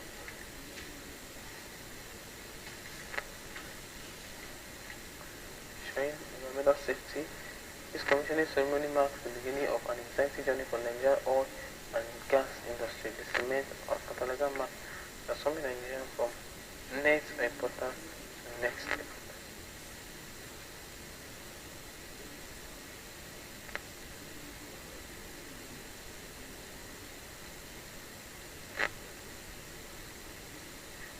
Dangote speech during the commissioning of the Dangote Oil Refinery and Petrochemical offers several valuable lessons, vision and mission. The speech underscores the importance of having a clear vision, goal, Dangote commitment to building the world's largest refinery, demonstrates how a bold vision can drive innovation, attract investment, and contribute to economic growth. Persistence in face of challenges.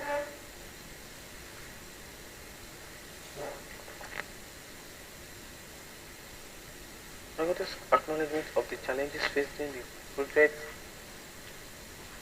highlights the necessity of persistence.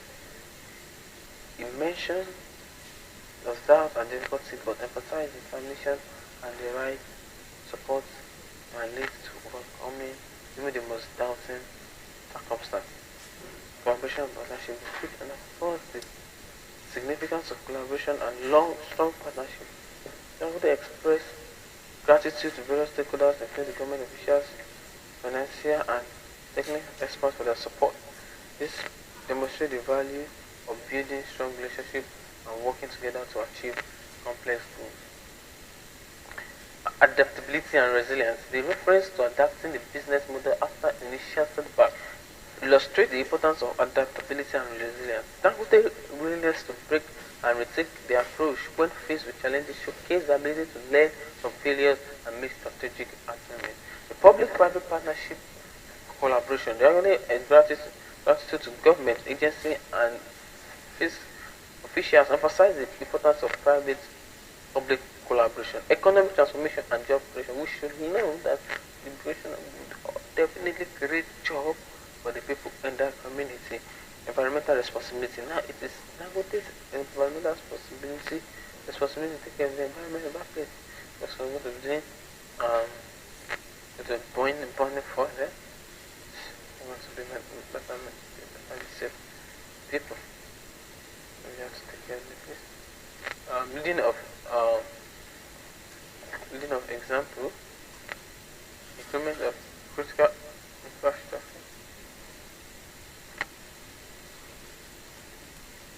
From Aliko Dangote's speech at the commissioning of the Dangote Oil Refinery and Petrochemicals, Several key lessons, so several courses of action can be learned, lead by example, set both self and embrace innovation. Just as Dangote aims to build the world's largest refinery, individuals should also set ambitious goals and embrace innovation. Recognize and appreciate contributions, economic transformation, lead by example, and learn and accelerate by example, investment and critical infrastructure. Power, local industries, contribute to local power.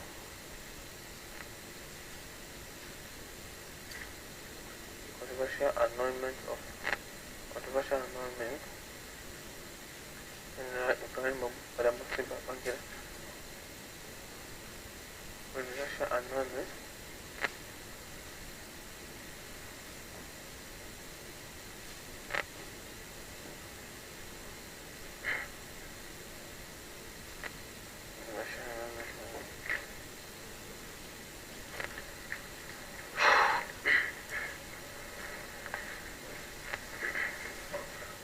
let us look at the controversial announcement by General Ibrahim Badamasi Babangida.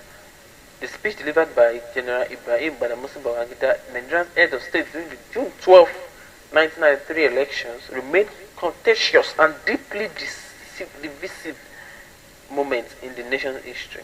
Widely criticized by its outcome, this address marked the annulment of what many believe to have been a fair and free presidential election by Mashood Kashimawo Olawale Abiola. This action by Babangida led to widespread disappointment, political turmoil, and tragic demise of Abiola while in custody. The speech, a critical junction in Nigeria's transition of democracy, reflects a pivotal movement in the nation's journey, evoking strong emotions and ongoing debates about the fairness, intentions, and fellow Nigerians. I address you with deep sense of world history and particularly the history of our great country. In the aftermath of the recently announced presidential election, I feel, as I believe you feel, a profound sense of disappointment at the outcome of our last resort at laying the foundation of the. I therefore wish to, on behalf of myself and members of the National Defense and Security Council, and indeed my entire administration, to feel with my countrymen and women. Nigeria has a long way. Nigeria has come a long way. Nigeria has come a long way since this administration has assumed power and leadership. Therefore, Nigeria has come a very long way since this administration has assumed power and leadership about 8 years ago. In the attempt to grapple with critical and monumental problems and challenges with national extent and social progress, this administration inaugurated and pursued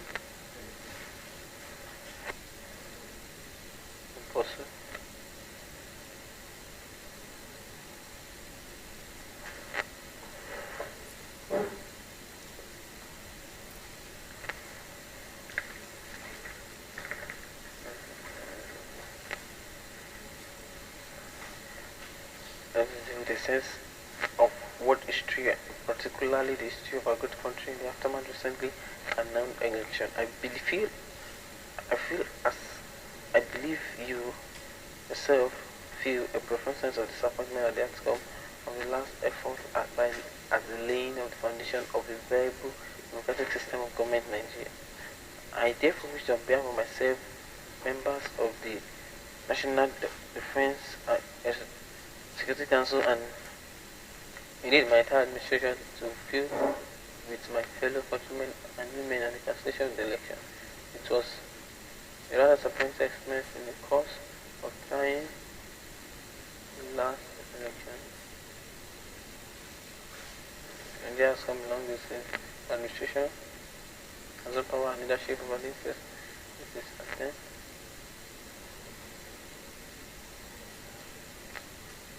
India has come along with these policies and programs were touched virtually by every aspect of our national life, the economy, political progress, social structure, external conditions.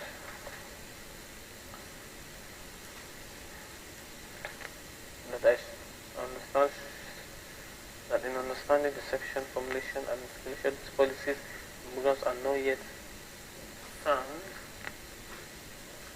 That this history, I believe that history in the passage of time will certainly saw the administration eye in illness of our people.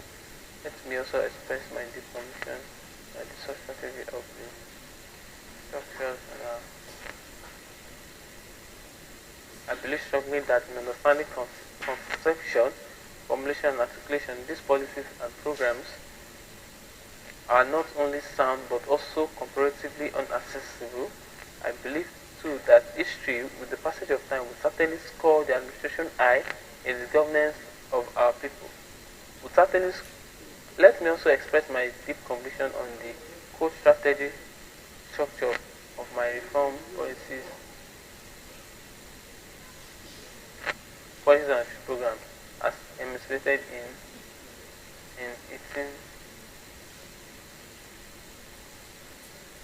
I believe that at the exit of the administration from power, we will leave behind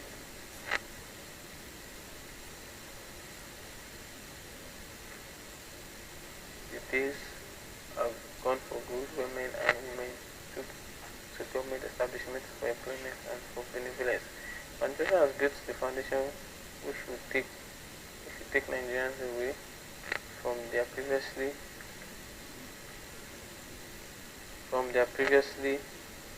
inducted motivation and circumstance of we have laid out the foundation of self-reliance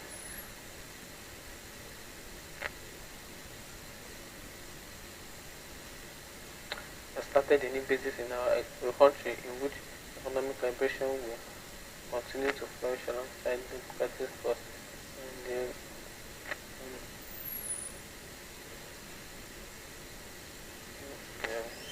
established new basis of administration has built the foundation that take Nigeria away from the previous government induced motivation and we have laid the foundation of self-reliance, economic development, and social justice. We have established a new basis in our country in which economic liberation will continue to flourish alongside democratic forces and the regulated power supply. In all this, the average Nigerian person has more than ever before. This administration inbounded and assassinated the values of hard work, resilience, and self-confidence. It is true that in the course of implementing our reforms, policies, and programs, and especially because of the visionary due with which we approach the assignment and responded on incidental prayers from governance, we endangered a number of social forces in those states because to challenge and transform extant social forces which had in the past also sought to deal with the new forces to which our programs of action give rise. Thus, in dealing with the dynamics of both the old and the new social forces, we ran into certain difficulties, in particular during the course of the handling of the interlocking relationship between the old and the new political forces and institutions. Some problems had risen, leading us into a number of difficulties and thereby necessitating our having to tamper with the rules and regulations laid down by the political program as a result of the administration unwitnessed attracted Emil's public suspicion of its intentions and objectives. Accordingly, we have experienced certain shortfalls and conflicting responses to the pull and pushes of governance in the course of policy implementation. I believe that areas of difficulty with transition program, especially from the last quarter of 1992, is the recent cancellation presidential election derived particularly from the shortfall in implementing the programs of actions which, through objectively taken, may cause a deviation from the original framework and structure of the program. For Nigeria, it is true that by the cancellation presidential election, we all found in the nation at the peculiar bar of history, which was neither bargained for nor it was envisaged to reform programs of transition was initiated in 1986. In the circumstances, the administration had no option than to respond appropriately to the unfortunate experience by terminating the presidential election. Our actions are in full conformity with the original objective of the transition to civil program. This was also in conformity with the avowed commitment of the administration to advance the cause of national unity, stability, and democracy. In annulling the presidential election, the administration was keenly aware to the promises in November 1992 that it would disengage any institute or a return of democracy on August 27. Now, please be determined to keep. We are determined to keep the promises. Since the transition and indeed any transition must have an end, I therefore believe that our transition program should and must come to an end honestly and honorably.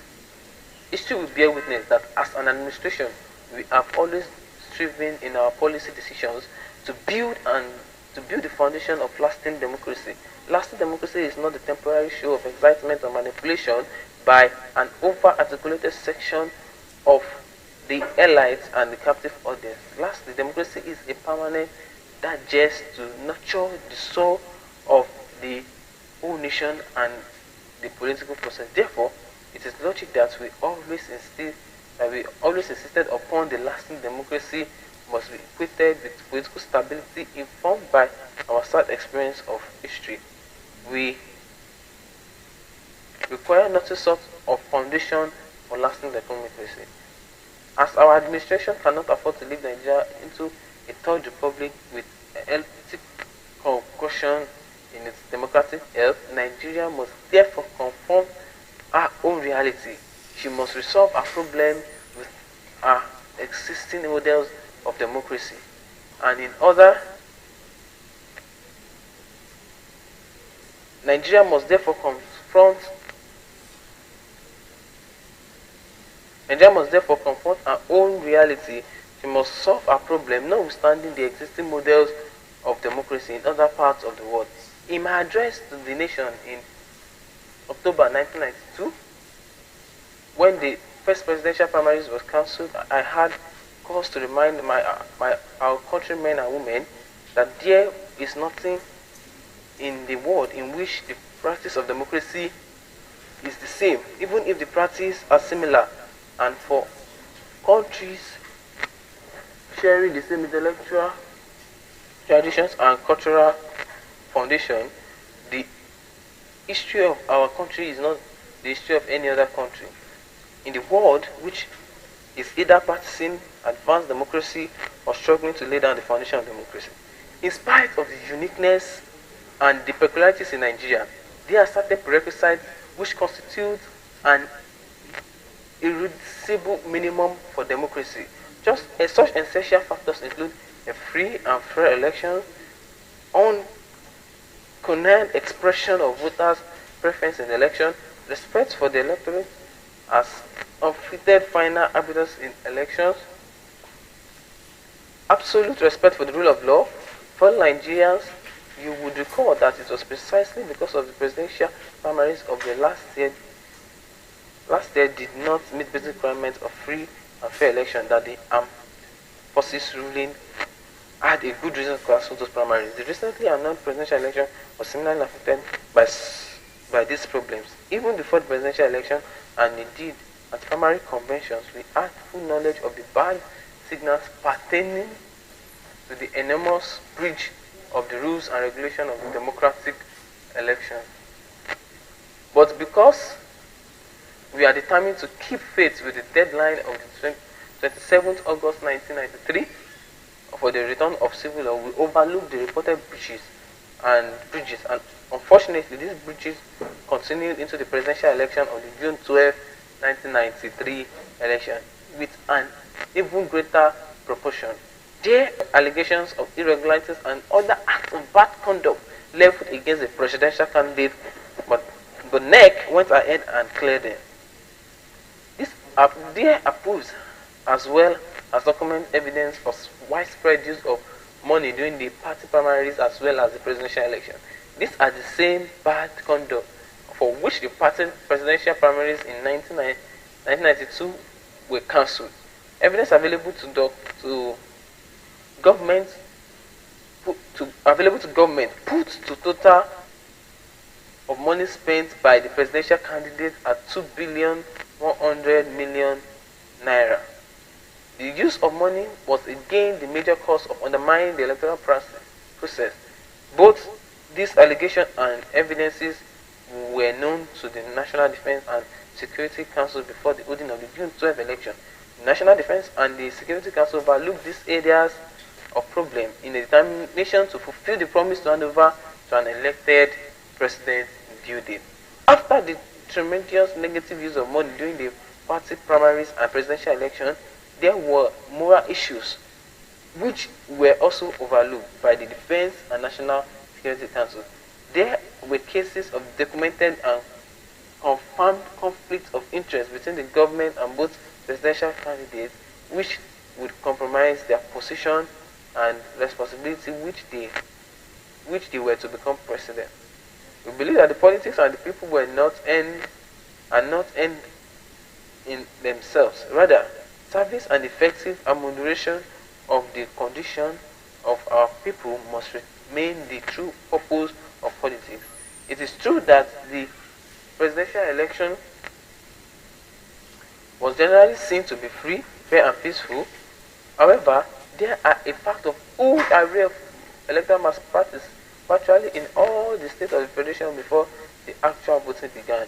There were authenticated reports of electoral malpractice against party agents, officials of the National Electoral Commission, and also some members of the electorate. If all of these were clear violation, the electoral law, there were proofs of manipulation through offer and acceptance of money and other forms of indictment against officials of the National NEC Commission and members of the electorate. There were also evidence of conflict in the process of authentication and clearance of credentials of the presidential candidate. Indeed, up to the last 6 hours of the election, we continued in our earnest steadfastness for our transition deadline to overlook vital facts. For example, the following of council deliberation, which followed the court injunction suspending the election. Majority of the members of the National Defense and the Security Council supported postponement of the election by a week. This was followed by enough time to reach all voters, especially in the rural areas, about the postponement, but persuaded the NEC that it was able to relay information to the entire electorate within a few hours before the election. The council unfortunately dropped the idea of shifting the voting day. Now we know better. The conduct of the election, the behavior of the candidate, and post-election responses act continue to elicit signals that the nation may not only ignore, can only ignore at its peril. It is against the foregoing background that the administration became highly concerned when these political conflicts and breaches were carried to the court, it must be acknowledged that the performance of the judiciary on this occasion was less than satisfactory. The judiciary had been the bastion of the hopes and liberties of our citizens. Therefore, when it became clear that the court had become intimidated and subjected to the manipulation of the political process and vested interest, then the entire political system was in clear danger. The administration could not continue to watch the various high courts carrying on their long drawn out process and contradictory decision. Why the nation slides into chaos? It was under this circumstance that the National Defense and Security Council decided that the supreme interest of law and order, political stability and peace, that the presidential elections be annulled. As an administration, we have had special interest and concern not only for the immediate needs of our society, but also in laying foundation for the generations to come. To continue actions on the basis of the June 12, 1993 elections and to proclaim and swear in a president who encouraged a campaign to divide and rule among our ethnic groups would have been detrimental to the survival of the Third Republic. Our need is for peace, stability, and continuity of politics in the interest of all people.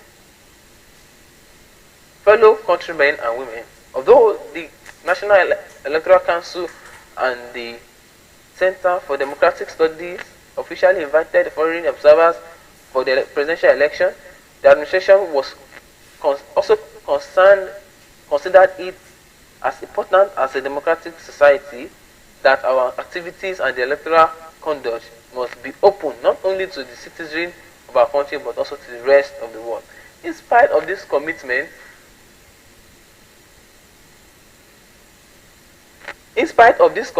the administration did not and cannot accept the foreign countries should interfere in our internal affairs and undermine our sovereignty. The presidential election was not an exercise imposed on Nigerians by the United Nations or by the wish of some global policemen of democracy. It was a decision embarked upon independently by the government of our country and for the interest of our country.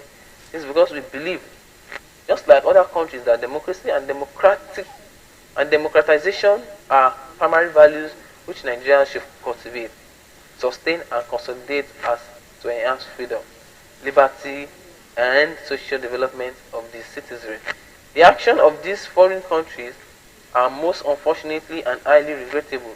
There is nowhere in the history of our country or indeed the third world where these countries can be said to love Nigeria or Nigerians more than to love Nigeria or Nigerians more than the love we have for ourselves and for our country. Neither can they claim to love Nigeria for anyone than this administration love for our country. Accordingly, I wish to state that this administration will take necessary action against any interest group that seek to interfere with our internal affairs. In this vein, I wish to place on record appreciation to this administration for the patience and understanding of Nigerians. The French, the Germans, the Russians, the Irish government in the current situation. I appeal to our fellow countrymen and women and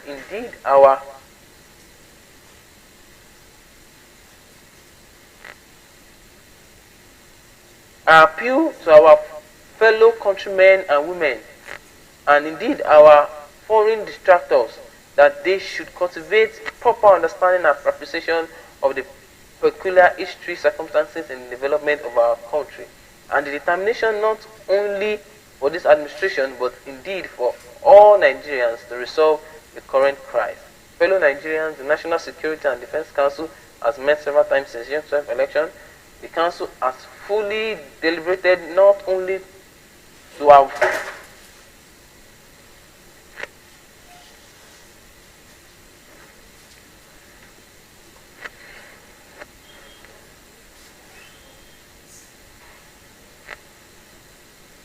the committee are fully liberated not only to have avoided commitment but also to bequeath to posterity a sound economic and political base in our country, and we shall do so with honor.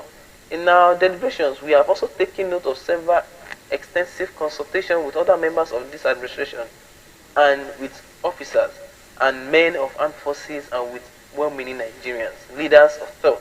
We are committed to handing over power on 27th August 1993. According to the National Defense and Security Council, has decided that by the end of July 1993, the two political parties under the supervision of a recompensed National Electoral Council will put in place the necessary process for the emergence of two presidential candidates. This shall be conducted according to the rules and regulations governing the election of the president of the country. In this connection, the government will, in consultation with the two political parties and the National Electoral Commission, agree as to the best and quickest process of conducting the election.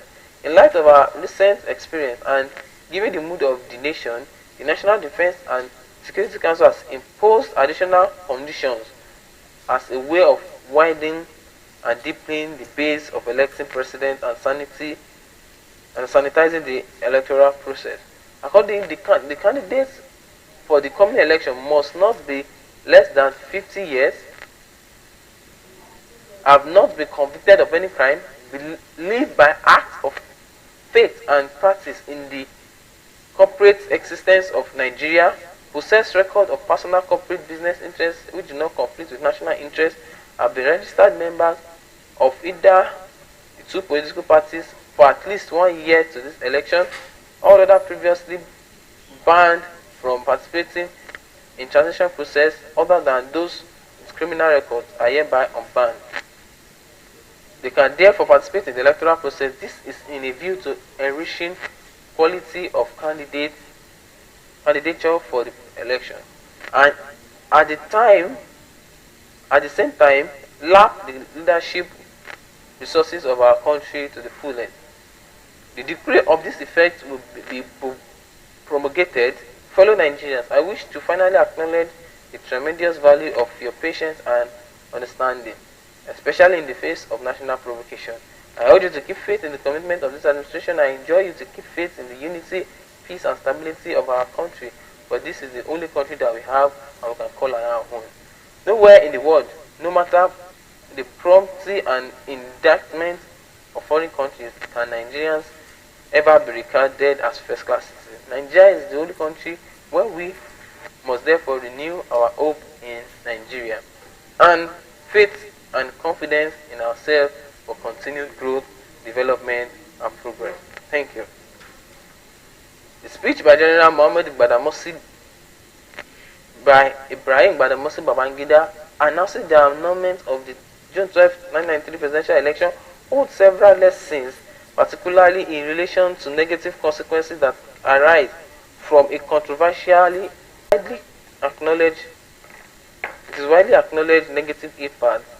There is important takeaways from the speech.